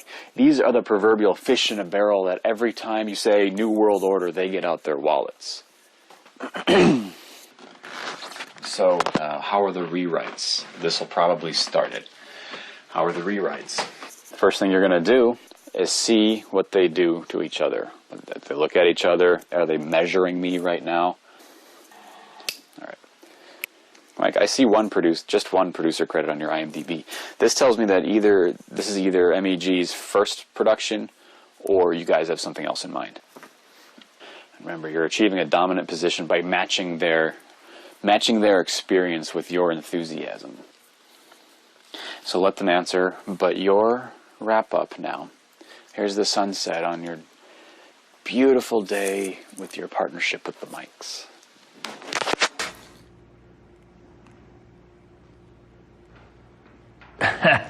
It's hard to express it. I got chills, actually. It's the most divisive bull I've ever heard in my life. It's not the David who I met. Not at all. This is manipulative. This is psychotic. Yeah. I'm very insulted by it. Because what he's doing, he's taking an adversarial position towards us and playing us for chumps from day one. And yet, from day one, it was a collaboration and a collaborative effort for the project. This is the complete opposite of that. This is, I am, controlling the project. I am going to work out exactly what words to say to elicit what response. This is craziness.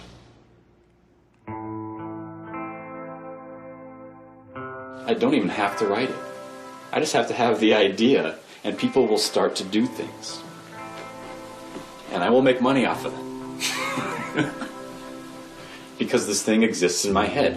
Whatever comes out of this first deal, I don't know what will happen afterwards.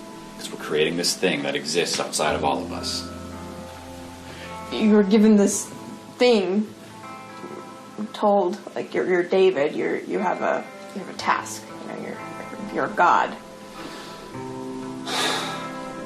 We worked so hard and stuck together, and everything. We've stuck together through everything. I'm so happy I understand you better.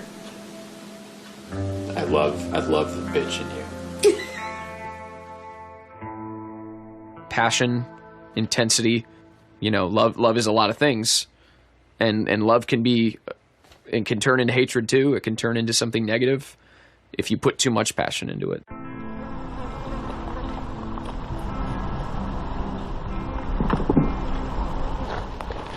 I just was concerned for him, because you go from hanging out with a person religiously to getting cut off. I mean, he withdrew from all of us so hard. Like, I had texted him, and it would take a couple days for him to get back to us. And it's like, well, what's going on, man? He's like, I'm writing. I promise I'll, da-da-da-da. And then when he emerged from that, that's when he said to all of us, like, if you ever see me doing that again, say something and tell me, because I went to a dark place. So if I ever go back to my dark place, please tell me.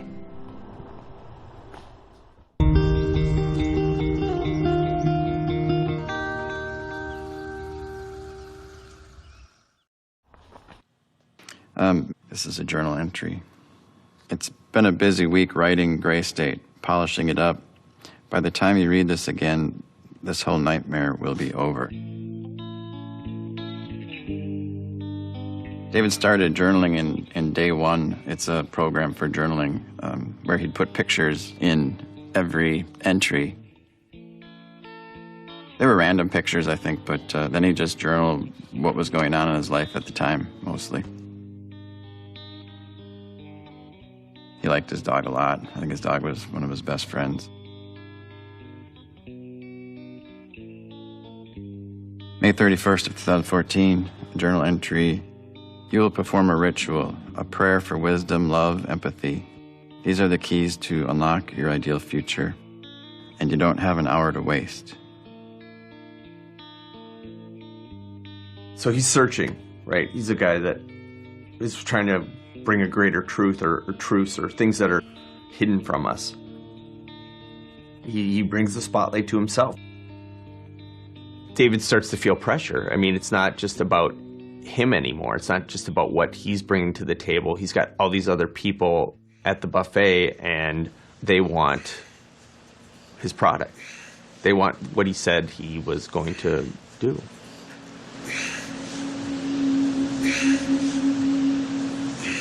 David got to a point where he got so upset with his fans that if they wrote something negative, he would ban them from the page. He didn't want to hear the negative anymore. He was like, I'm making a movie. It's going to take time. It's not easy. You can take it or leave it. I don't have to listen to your And I think when you have a target audience of that nature, they're going to respond the way they always do. They're going to not believe anything. They're going to dig.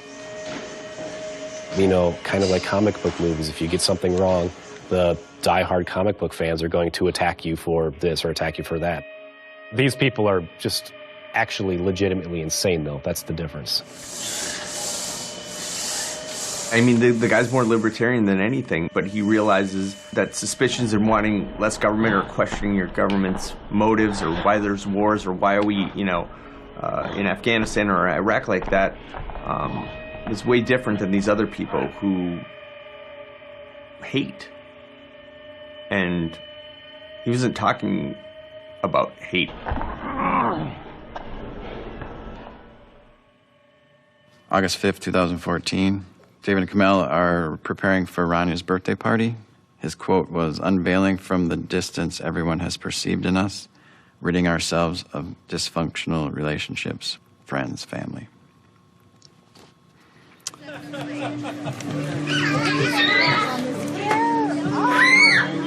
So pretty.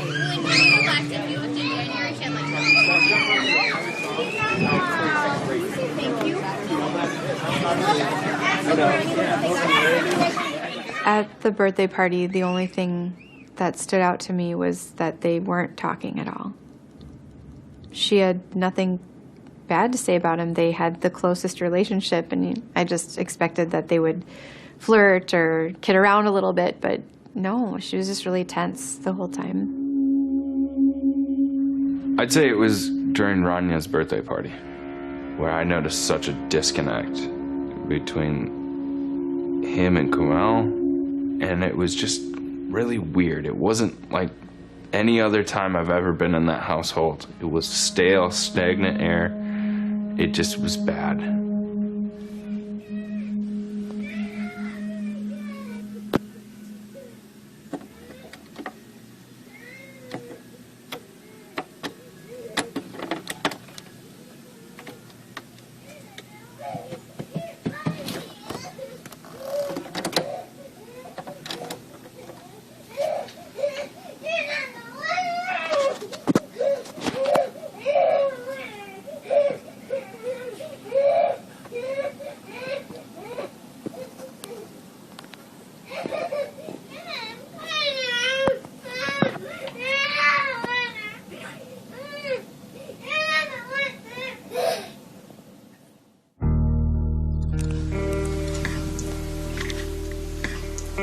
This is where you see the occult influence in the story, and you'll see almost nothing until it spikes.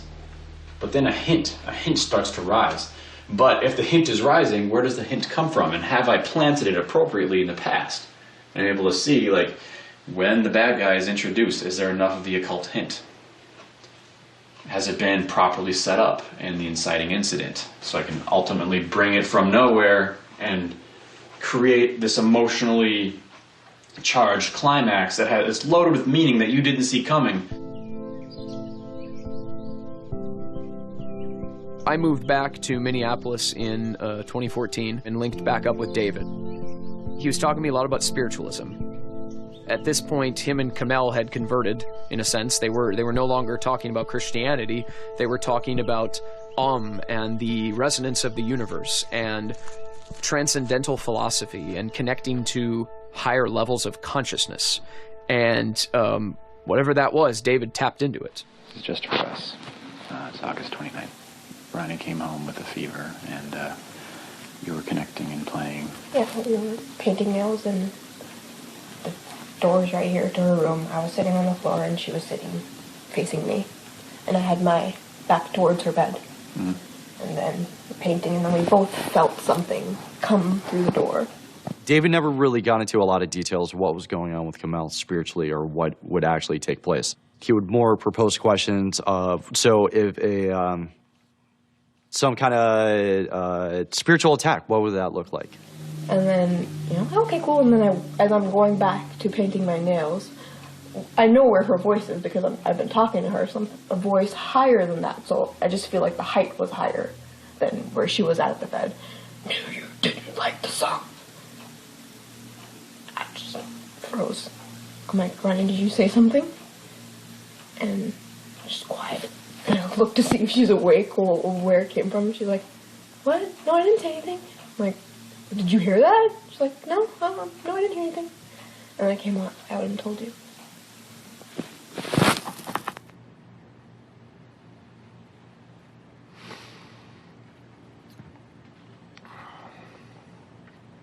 You want to know what I really think? Yeah, absolutely. Okay. I think people lean on the supernatural when they can't understand things that they're experiencing and feeling. And it's easier to believe that they were being chased by some kind of metaphysical spirit than they were being chased by their own problems. Blue helmet.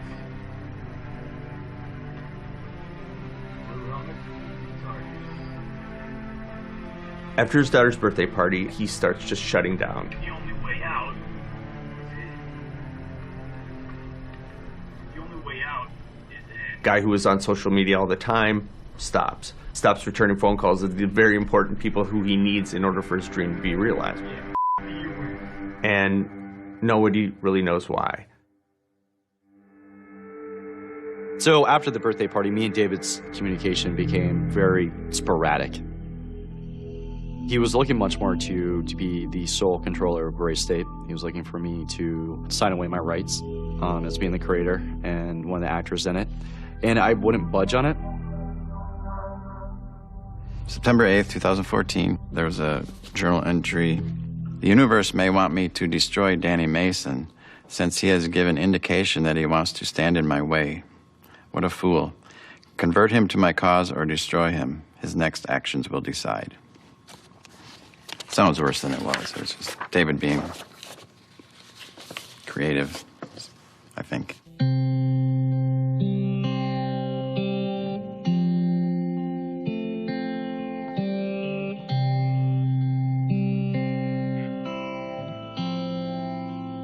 They were in it together.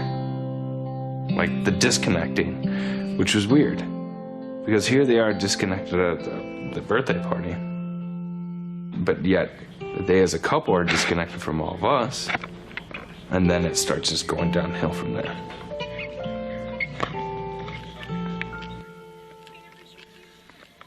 It was a very drastic change.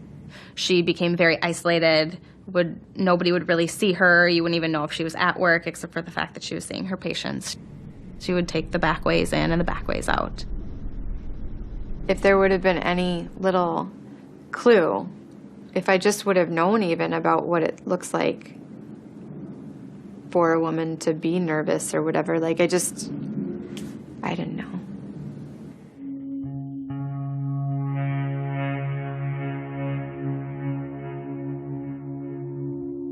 September 30th, 2014, a journal entry.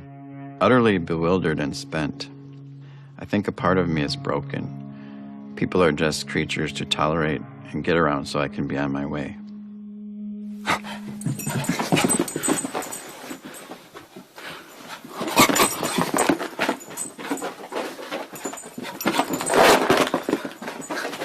I was going to babysit for him, and that fell through.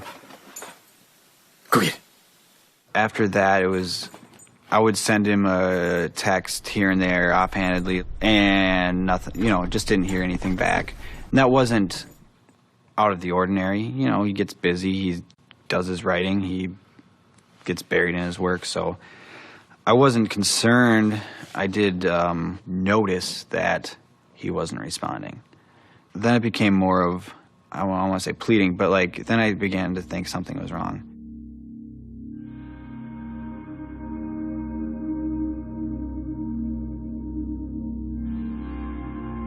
According to the police report, Kumail's sister drives 17 hours from Texas, pretty much as a desperate intervention. Her sister's not returning phone calls, they can't get in contact with David, and so she takes it upon herself to drive 17 hours from Texas and show up in Apple Valley. She gets to the door, rings the doorbell, and Kumail is home, and who appears in the door? It's David, who ends up telling her, no, you can't see your sister. And she never does.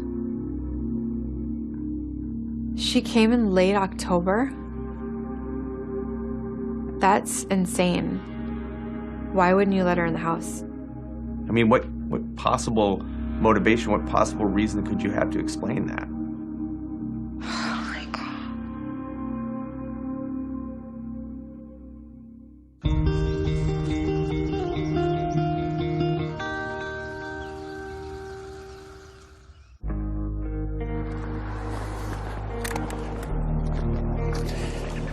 And so, the third plot twist, the third act twist, there has to be a little bit of willingness to be killed at the end. She's basically becoming a martyr. Don't resist by taking out a gun, resist by letting him do it. But when she dies, he lets her go, spiritually understanding that she got out and that he will too. I remember saying to her in her office one day, Kumail, I feel like I'm speaking to David, not you. I want to speak to Kumail.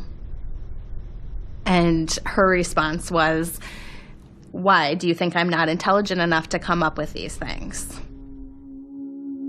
October 30th, 2014, there was a journal entry. It said, Kumail got raptured today, period. She's still here.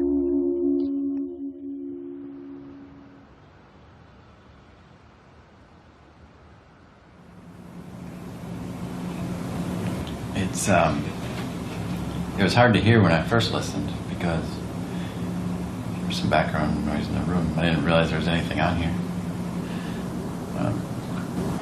1:48 p.m., 30 October 2014.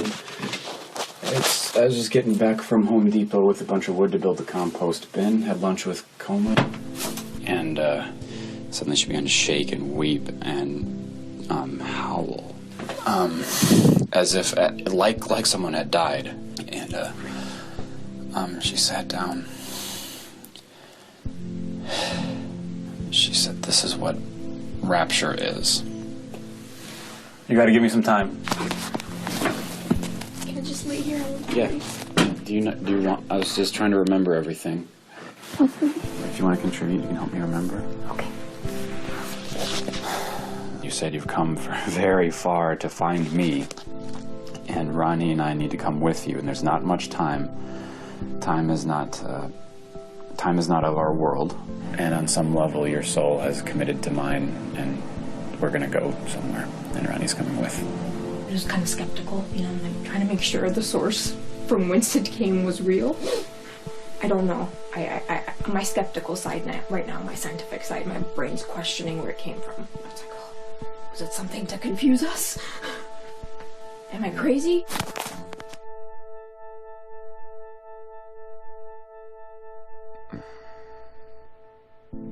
Sid and Nancy. I think what happened was Sid and Nancy. I don't mean this to speak ill of Kamel, rest her soul. I don't mean this to speak ill of David, rest his soul, and their daughter. But something was planned.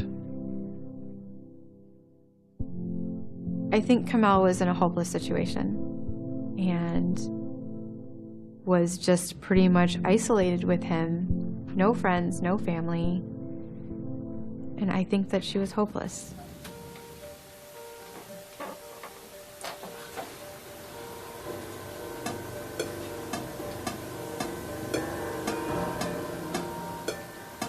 The last time I was at his house, I went and brought him some lenses back. And that was in early November. And I remember looking at David and thinking, wow, you look like November 2nd of 2014, a journal entry. The world is an inverse perversion of light. We are made of it and its weakness, a flashlight in the mind of Satan. But I am darkness. I mean, hindsight's 20/20, but at the same time, when you're locked off from this person for months at a time and they're not they literally cut himself off from everyone, like deactivated his Facebook, wasn't answering phone calls, wasn't doing anything, wasn't seeing his family. What do you do? The last time I saw him was late November. I've been over there a few times where he's in the middle of something he's working on, and just whoop, don't talk. I'll be present a little bit. Just don't disturb. I need my time. Don't really need anybody in and out. So it was more of kind of putting up a wall. But yeah. Hold on. What? Just emotions, man. So off for a second.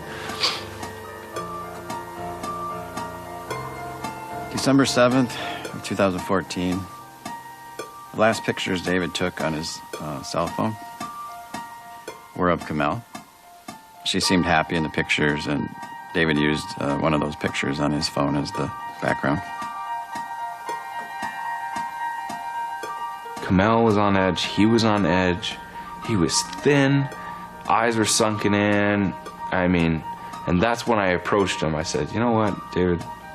You told me to speak up whenever I noticed you start going into your dark place again.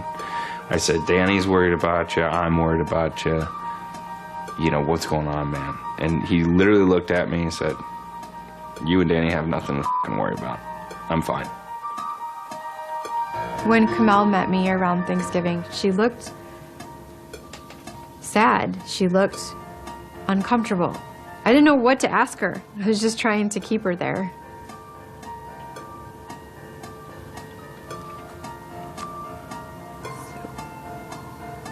I don't want to start crying right now, though. So I don't want to talk about that anymore. December 19th, 2014. David and Kamel pick up their daughter, Rania, from their last day of school before the Christmas holidays. That was the last time they were seen by anyone that we know.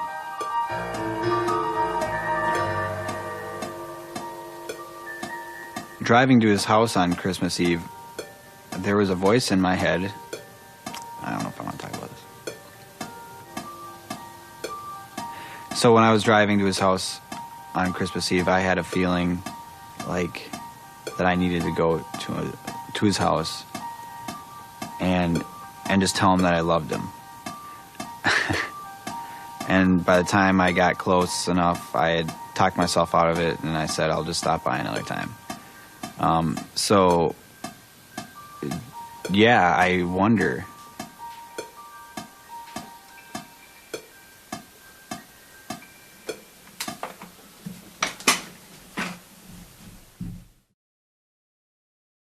December 25th, 2014, David's up early in the morning as usual and was planning his Gray State future. And he writes, Christmas, 6-day countdown, meme, it will be a new year. And he proceeded to make a plan for every day until the new year. And he also made a plan that went way beyond that. Later that morning, David kills his family and then himself.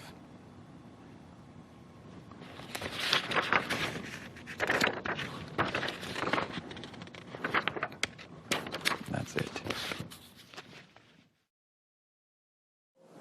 It's an idea going throughout, like, how can life keep emerging? How can it keep cropping up in new forms, especially with the way things are?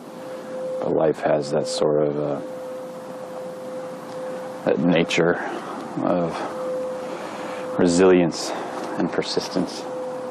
It's always popping up, even in the worst circumstances, and it's through that that changes are inevitable.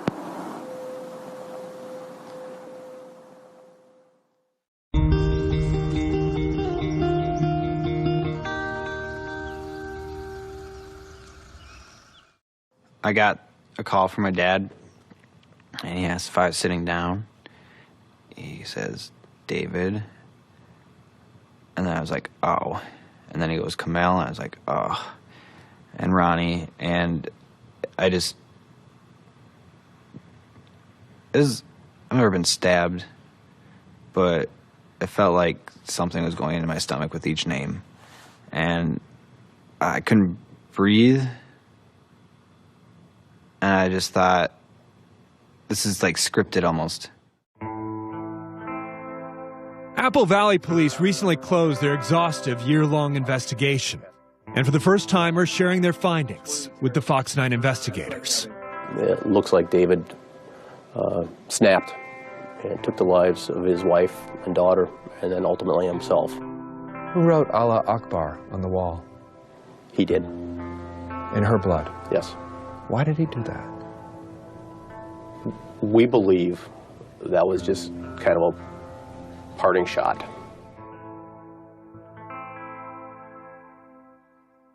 David Crowley seemed like he was very specific in how he wanted to be perceived to the outside world.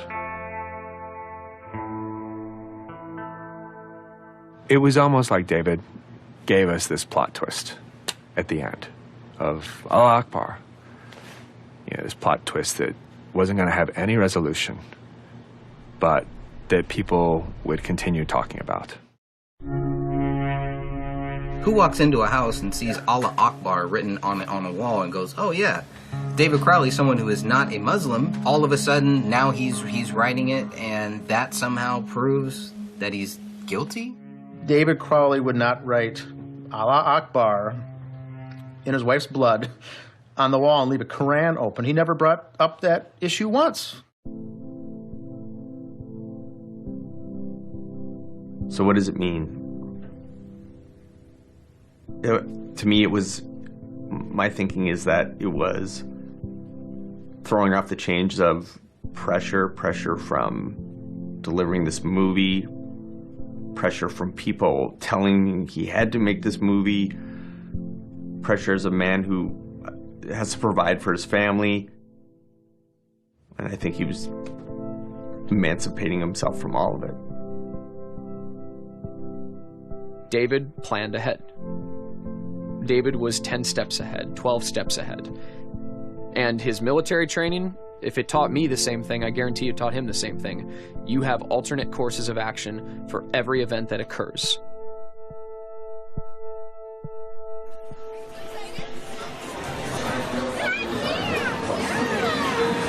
You guys say, woo!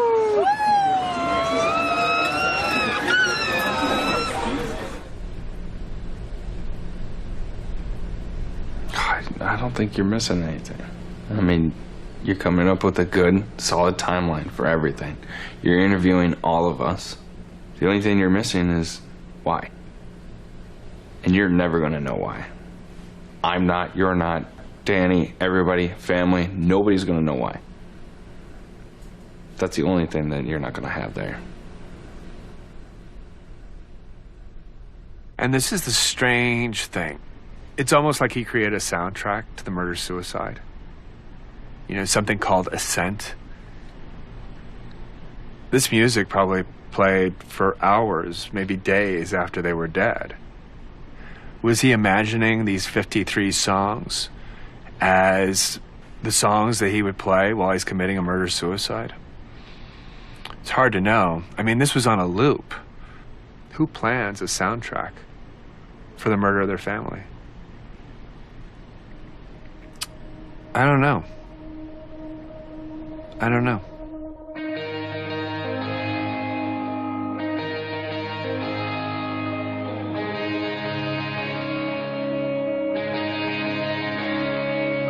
Creeping around the bend, death illuminates the lines we live within. Like a black sunrise, reality takes shape and form and fills the sky.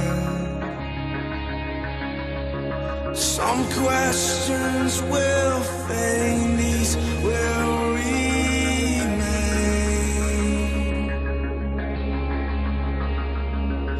Are you gonna fall behind? I know you lay tired in pools of tears. Don't fade out, it's almost here. The final hour. Are you? Ready? Oh, Billy, you need some encouragement? What? Need a free bite? A free one? You can't even have it. 1 minute in. 1 minute? Mm-hmm. I'm gonna show this to you at your graduation. You'll see. You like the dog more than most people. Well, except for his family. He probably liked the dog more than every person. I told you, buddy. I told you. Yeah, this is cute. I want the dog now back.